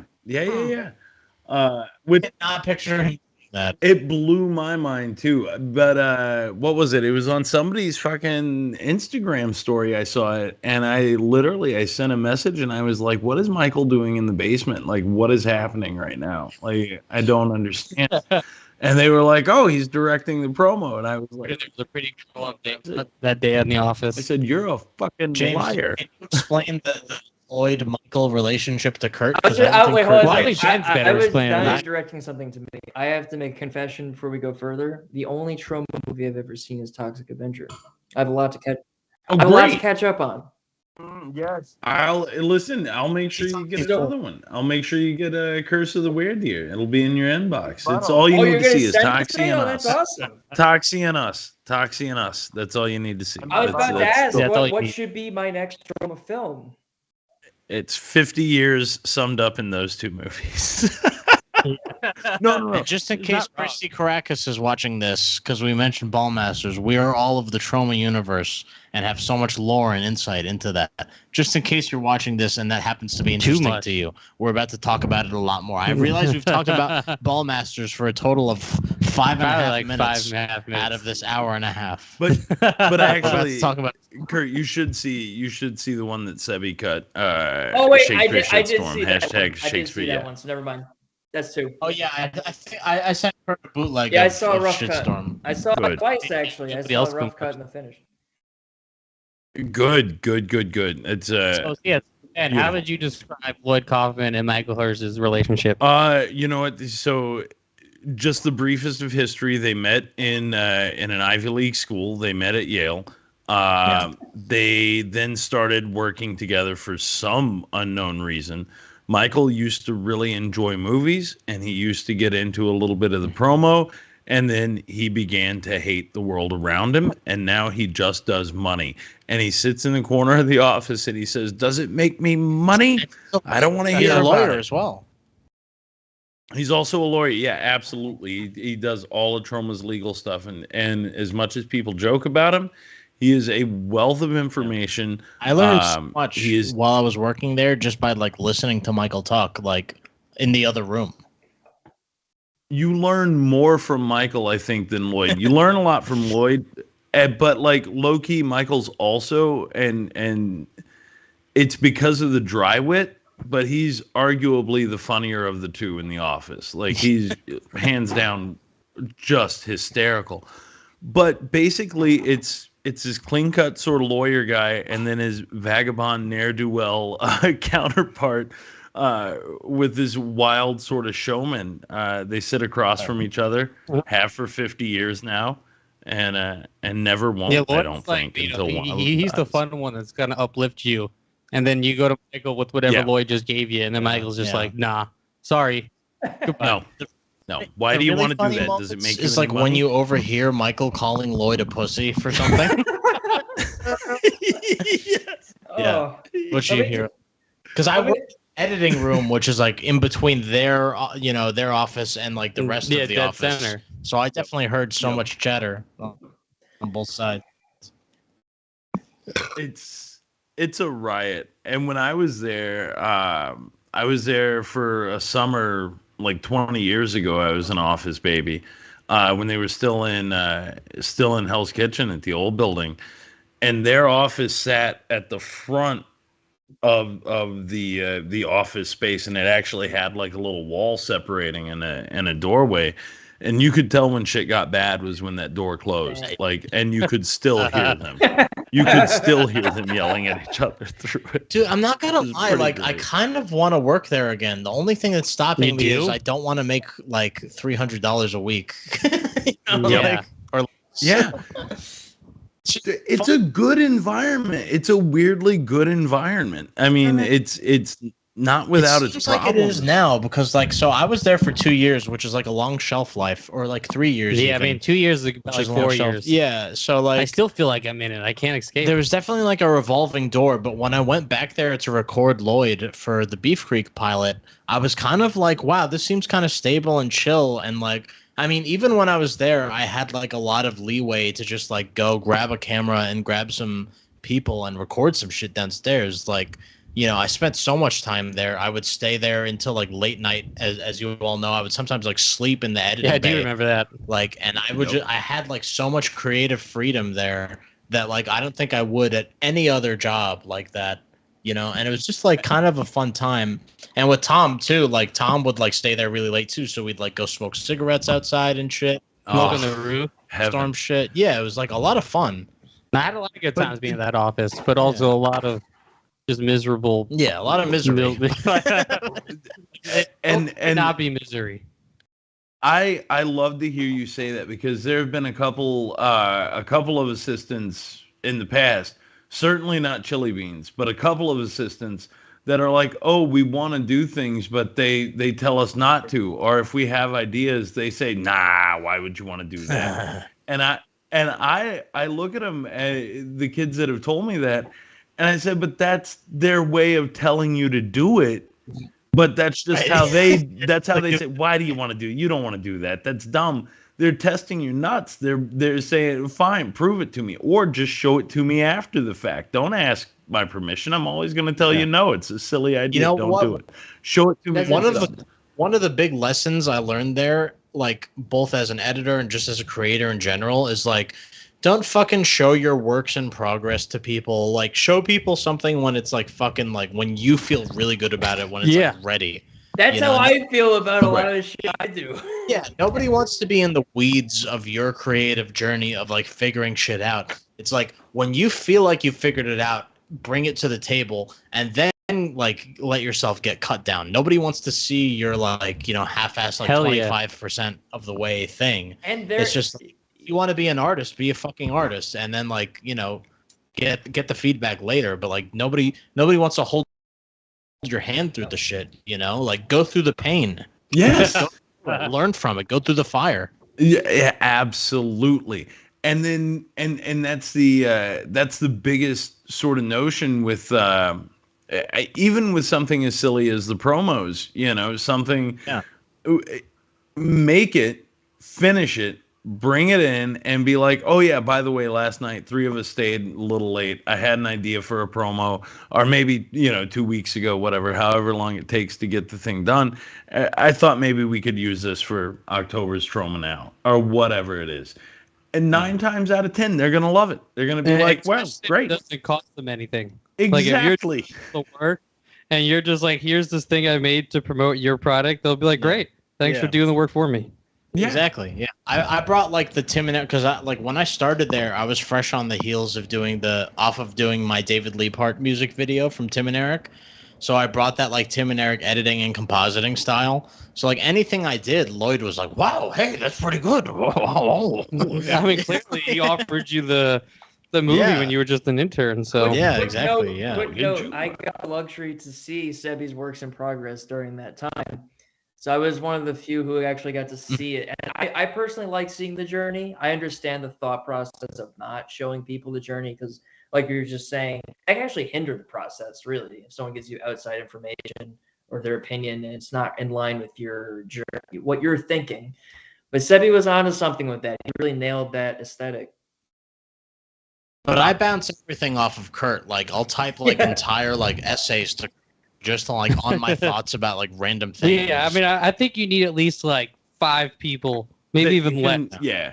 That's who you send your shit to. Yeah, I got like Kurt, I got my girlfriend, and I have like a couple other like miscellaneous people. Like you're probably one of them that'll just like talk I about saw a lot of shitstorm when you were working on it, just hanging around.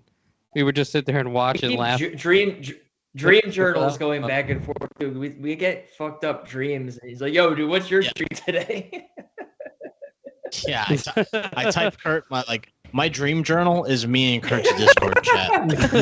Same, like I haven't had a crazy dream in a while, but I was having them for a while. I'm like, "Yo, SEBY, last night was insane."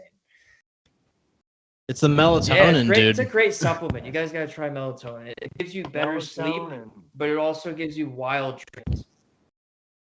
Love it. Well, we got a cat on air. Yeah. Look at that. Look, that looks like the Men in Black cat with the gal. All right, yeah. Quick shout out. We were talking about Lloyd. His takes are incredible. I love his voice acting on Beef Creek. How much? Yeah. How much swearing did you have to cut out? Oh, dude, none. This is adult. This is an adult cartoon. It's welcome. Did he? I mean, any hard, end bombs in there? Oh yeah. No. Yeah. But None. I wrote this role for Not Lloyd. so far. So like when he was down to do it, but you know what? There's not a lot of Mr. Petrullo in this episode, so I really do hope that we like manage to get some kind of series deal. I don't care what fucking network or streamer wants Beef Creek, but I really hope it happens so that we can get Lloyd in and like, because there was another episode I had in mind that like I wrote like because like I was saying I wrote like a bunch of different versions of what could have been the Beef Creek pilot. And one of them is Mr. Petrullo instructing the crew to go hunt down chipmunks because he wants to try out chipmunk burgers at the deli. and that would have been Lloyd being like, okay, so number 1, people do not enjoy chipmunk meat. Nobody knows about it. It's hot. It's fresh. It's new. I want you to go out, get 100 chipmunk carcasses. Idea number 2, smoothies. It's really funny. I really want to get Lloyd in on more of that. Yeah, but we gotta hurry up. He's getting there, up in the age. I know. Well, yeah, I gotta sell this show. I really want to. I think what we're gonna do distribution wise is probably like try to take it to Tubi, maybe. Nice. Once we finish the pilot. Yeah. I mean, at least the pilot, just to get it out there. Yeah, obviously, Tubi needs originals, though. I mean, they're pumping them out. I mean, put out a fucking second season of Freak Brothers, so they're looking for originals. Yeah, I think. All right, my opinion. I hate to be negative. I think they need our show because I don't like Freak Brothers. I don't think it's very good. Yeah, we watched it here. Yep, it is not great. No. I think they need Freak, and I'd much rather, frankly, I'm 4 Trulies deep right now. So I can be honest with you guys. That's why we're getting the honest truth right now. I would frankly rather be at Tubi than like Adult Swim with this TV show Yep. because I feel like this or Netflix. Adult Swim is going through a lot of changes right now, are they not? I mean, with these mergers with and Warner, HBO. Yeah, I'd much rather be at like somewhere that'll really appreciate it, like Tubi or like Sci-Fi or FXX. Than like Netflix or Adult Swim or Hulu or something. Well, another thought on what SEBY is saying, is to piggyback on his thought process. He might not feel the same way about this, but I think another key point is all these networks and streaming services he's listing are entities that they don't have their Rick and Morty. They don't have their South Park, their Simpsons. We want to be their ship. Animated all the animations. Dude, and that's such a good point, and you can see where they want to try with something like a Freak Brothers, like, and Right. maybe it's just that's an IP too. That's not even original. It's IP. not That's even like original. It's an old comic book. You're absolutely right, but you get name, and I think too often name is what they try to bank on, and it's the dumbest thing to try to bank on at all when it should be content, when it should be story, when it should be character as opposed to just name. Like, what is it? Adam Devine, Blake, and fucking John Goodman Woody Woody Harrelson. and Yep. yeah, Woody Harrelson. It just the writing, right?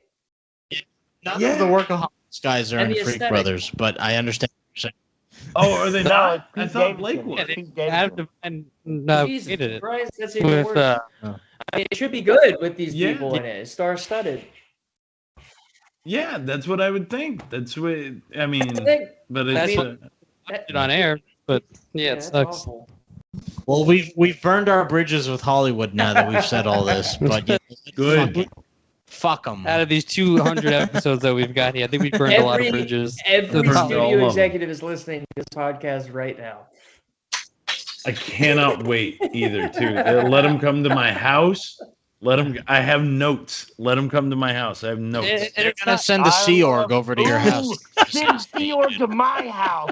Hey guys, don't replace writers with AI. Whatever you do, please Oh my don't god! do that. Could you imagine? don't do it. How fucked? Nor How the fucked? actors. Could you imagine how fucked that would be if you replace like an actual writer who understands story and subtext and whatever Yeah, with go a back to your past podcast. You guys were talking about how Futurama's first episode might be AI generated. This Yeah, that's the John Ooh. Bergio that's what conspiracy. Bergio's yeah. And I haven't watched it yet, but I certainly want to Me see too. why he thinks that. Bergio's QAnon Futurama conspiracy. He'll tell you when we get off air for sure. He's got evidence. All right, well let's fucking let's end this shit. So Kurt, this is your first time here in the show. We like to rate shows by three different the sound ways, three different sounds. I just gotta pull up the third sound. So yeah, if you hate a show and you don't like it here, you gotta give it the old Derek, you know.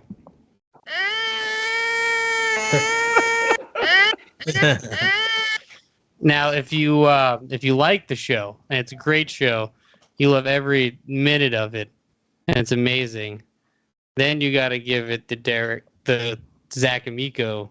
Success. Now, if you really love it, that this is like the greatest show you've ever watched in your entire life, that you'll fight people over for it, then you gotta give it this. As it I'm looks. expecting it. I really enjoy. I'll play it one more time. Leo. Enjoy coming. I really enjoy. So Coming. those are your three options here. You got Success. or. I really enjoy coming. So, Kurt, what are your final thoughts? Which one of these are you giving it? What are you The saying? Second one, and let me give you my reasons why. Success. It's a good show. Success.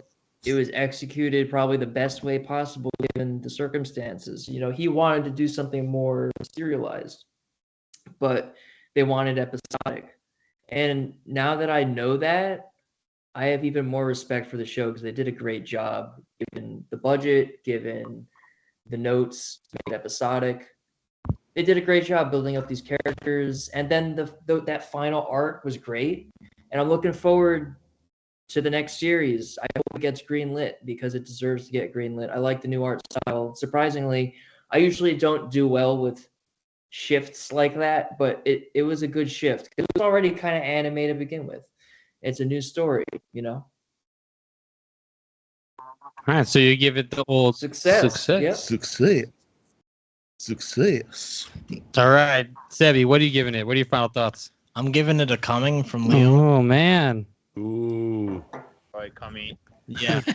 get it coming because, like I've said, I worship at the altar of the Christy Caracas animation and narrative style. Please come on our show. Yeah, seriously. And it's like, like I said before, sometimes you watch the Adult Swim 11-minute episodes and you watch them all in 2 hours and it's kind of a blur, but then you occasionally revisit it.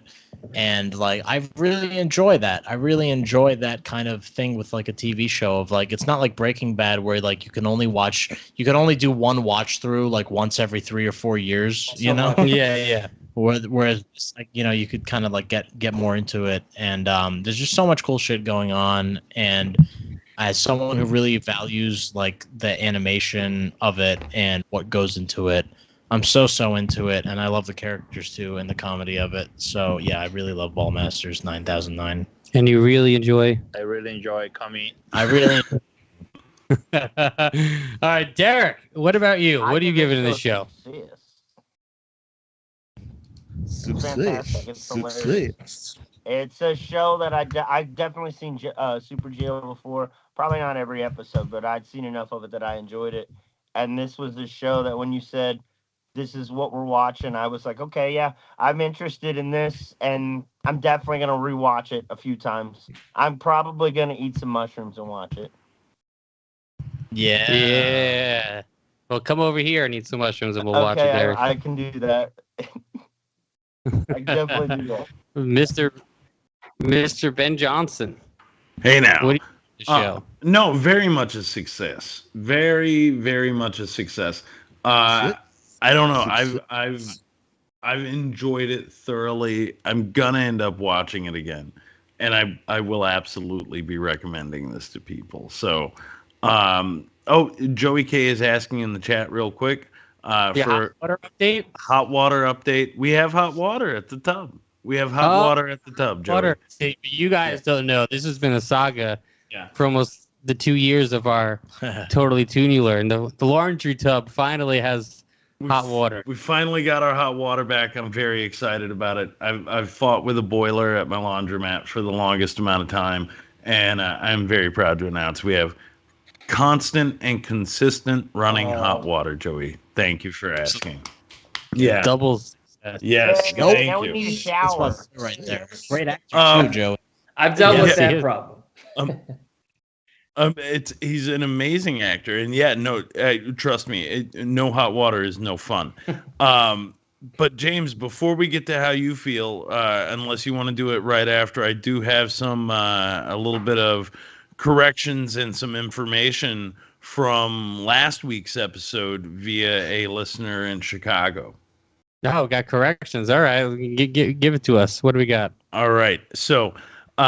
Chris from Chicago, he says, so the pronunciation for the doctor sketches that nobody remembered, the other cartoon in the Tracy Ullman show, it's got to. Oh, sure. Yeah, all right.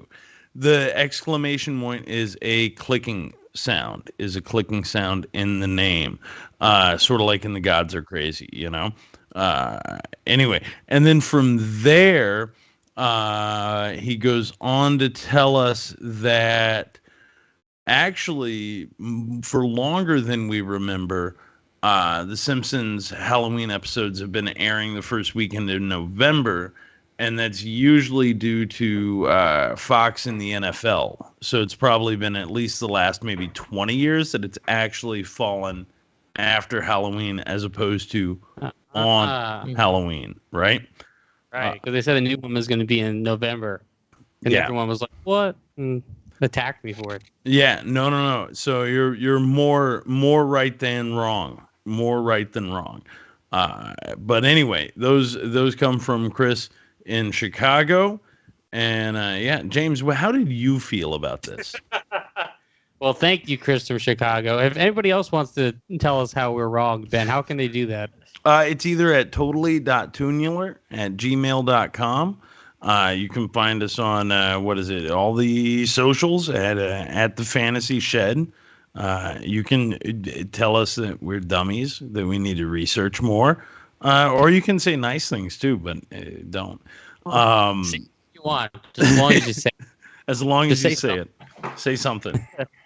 But yeah, man, I'm gonna give this show a Success. because yeah, man, I don't know, I really enjoyed this stuff, and like, I guess my negatives on it is that it is 11-minute episodes, Yeah. and like, I don't know, I like 11-minute episodes, but it's hard to like retain a lot of it unless I watch it 5 more times. I think I watched through this twice, and I just had to because it was just like SEBY literally came over and I was rewatching the last episode of season 1. I was like, I've watched this episode twice and I don't remember. There's so much happens in a short time. It's Yeah. like one of the reviews that we sent me a link of a lot of shit about this show before this call. And one of those links led me to an article saying that one review had said about the show, it feels like an anime on fast forward that was recovered from archives from eons past. Which I like. I love that format. I do like that it's anime fast It forward. is. It's the I pace. guess would love to it's see longer a than longer 11 episode. minutes. Yeah. Yeah, I can see how that story is crunched into 11 minutes. Because there's sometimes they're like, they have a problem, and then usually they would probably like another scene of them trying to figure it out or do something, but instead it'll just go like right to the solution of it. That's the You 1, know? 2, 3, 4. And I wish That's that short episode Yeah. structure. Dexter's Lab, all those old Cartoon Network shows have that same thing. Yeah. 6 minutes, those were. Exactly. When we have watched like Dexter's Lab, for instance, on the show, like it was hard to like retain all of it and be able to like talk because it's 11 minutes, and then you're getting like, well, I guess that's a half hour, but then you're getting like 3 11-minute cartoons. It's like, what the fuck? So that's why like that's one thing that I'm only gonna give it a success rather than a coming And because Success. of like that because of it. But the animation's incredible, and I love that like this dude was literally able to make this cool action anime show off of like nothing, you know, compared to what a normal I feel like anime budget would be. Yeah, I feel like that rating that 3 of us gave it is, or maybe 4 of us gave it, it's not on the creator, it's his limitations, because he wanted to make a serialized epic anime adjacent series, you know, his hands were tied till the end, and then he showed them what he could do with the finale. And the finale, and the finale proved that he could do it. So I feel like he's going to get the green light, and if there is some sort of next series, it'll probably be 20-minute episodes. Yeah, because that's now 22 minutes. Because I was like looking through, and I was like, well, I want to, because I've watched it not realizing that it was just made this year. So I was gonna go back, and I went back and rewatched it, and I was like, oh, this is 22 minutes compared to all the 11-minute episodes. So yeah, I don't know, it was great, and I hope we get more of this. Yep. So if we can maybe get 22 episodes, maybe I'll come. We'll see. I'm definitely coming. That's really what I need to know. Why I need to know what's next week, James, is because I want to go pound one out. All right. Well, next week, I want to pick something new. It just came out. It's made by Eli Roth of all people. I don't know if you guys are Eli Roth fans, but he made an animated horror show this year called Fright Crew that's streaming on Peacock. Heard about that. You have you? Yeah, I heard about it. I haven't heard much about it except the fact that Eli Roth made it. I don't really know anything about it, so I'm going to check it out. I'm excited to watch it. I mean, what do you know about it? You know anything? That's all I've heard about it also. Yeah. But I heard it's more kid-oriented, Oh, maybe. I don't know I think. anything really, but I love Eli Roth, so why not watch his take on animated horror? Hopefully the animation's good. We'll see. I mean, but you guys got any thoughts? I mean, Ben, you're the one who's going to be on next week with me. What are your thoughts? well, a quick look at the animation, or not the animation, but the art looks very chill. It looks kind of Scooby-Dooey. You an Eli Roth fan? Oh yeah. Very much so. An Eli Roth fan. What are you talking about? What? Hostel 2, him and Wiener Dog, right? You know what I mean? Green Inferno is a good movie. Green Inferno. Green Inferno's a good movie. I'll tell the story next week, but I actually got in film school. I had to I showed a scene from Green Inferno, and I wasn't banned from showing clips in class anymore. but I had to be screened. But they had to. They made you. Was it the scene where the guy starts jacking off? No, it wasn't that scene, but it was definitely a brutal scene. But That's a good scene. I'll tell the story because it's a good story. One of Eli Roth's big stories from like his Stern interview was he actually worked on Private Parts too, if I remember right. He ended up being the guy sitting outside of Stern's door. He was like a PA for a while, and he would knock. Eli Roth gets around, man. That guy will like us, Renaissance man. Look how successful he is now. You know why? Because that's why he's a successful director and a creator, is because he did everything on set. Like, that's why we started this. We've brought it back full circle. Kurt, Sebi, thank you on that. I'm leaving. Yeah, thank you, Kurt. Derek, thank you. I love you guys. Yeah, man. Yeah, thank you for joining us, man. Like I said, this is like the second time we've ever really talked. Yeah, So man. it's great. Thank you for having me on. And I feel like we could all go on forever if we could. No, I mean, this is really like between the two of you working on your own sort of animated series here. It's been a wonderful eye opener for people who just watch cartoons. You know what I mean? To see some of the passion that goes into what you're doing, and a little bit of that inside baseball. It's been wonderful. Yeah. Thank you. And to give us all the insight on animation, man. You know, it's great to have an animator here that can give us like real technical answers of why things are done the way they are, which I love. You know, well, everyone make sure to follow _kitty on Instagram and follow our creative work for clients and our original stuff. And did you have a Patreon or like a GoFundMe, or did you have like Indiegogo? We did an Indiegogo for the series. We got a few grand for that, so that was cool. So we appreciate everyone who contributed to that. But yeah, follow us for more updates on Beef Creek. We'll have more stuff to post soon, and in the next few months it'll be done, and we'll be submitting it to festivals, doing little screenings, and hopefully it'll be on a Tubi near you. Yes. Hell to the yeah. All right. Or beyond. Till next week. Till next week, guys. All right. Thank you. This chat's blowing up tonight, so thank you all who's hanging out with us here in the chat. We got everybody from Babs to Joey to everybody's in there. Wandering Robot, Nicole, Dwayne. Yeah, I didn't mention this before, Kurt. I was about to go off air. Nicole was like, "Hey, is that Daniel Radcliffe on the show?" So you got to compare it to Daniel Radcliffe on this episode. Who, me? Daniel Radcliffe. All All right. I want to go play this song. So peace out, guys. Thank you. You guys, this is all Kyle's mom's fault. Shut up, Cartman. Kyle's mom is the one that started that damn club, and all because she's a big, fat, stupid bitch. Don't say it, Cartman. Well, don't do it, Cartman. Well, I'm warning you. Okay.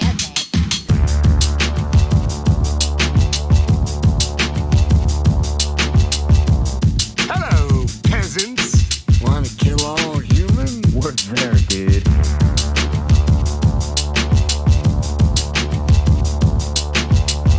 We'd like some money. Yeah, money. Money is cool.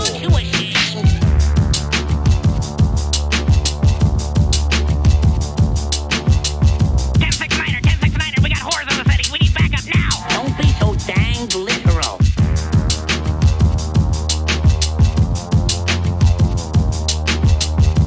Well, you've got one heck of a nerve. Oh my God! The government is here. Run!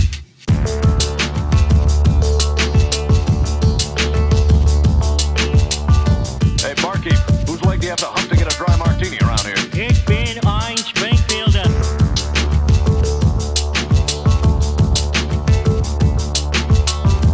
Shut the hell up. I've got the strangest feeling someone's gonna kick his ass.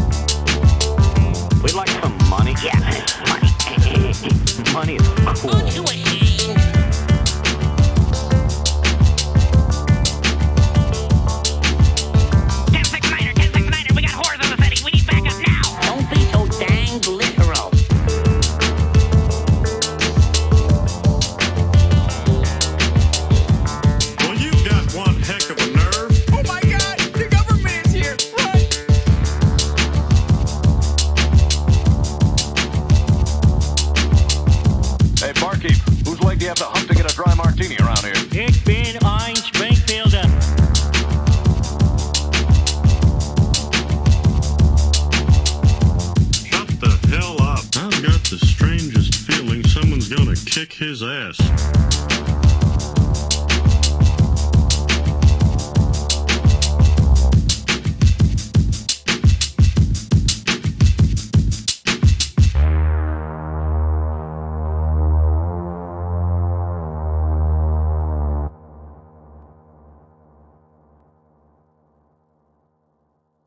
You guys, this is all Kyle's mom's fault. Shut up, Cartman. Kyle's mom is the one that started that damn club, and all because she's a big, fat, stupid bitch. Don't say it, Cartman. Wait.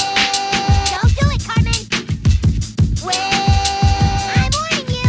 Okay.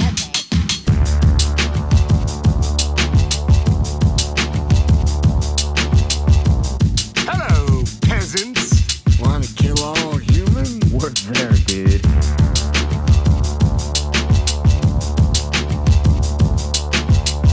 We'd like some money. Yes, money. Money is cool. Aren't you ashamed?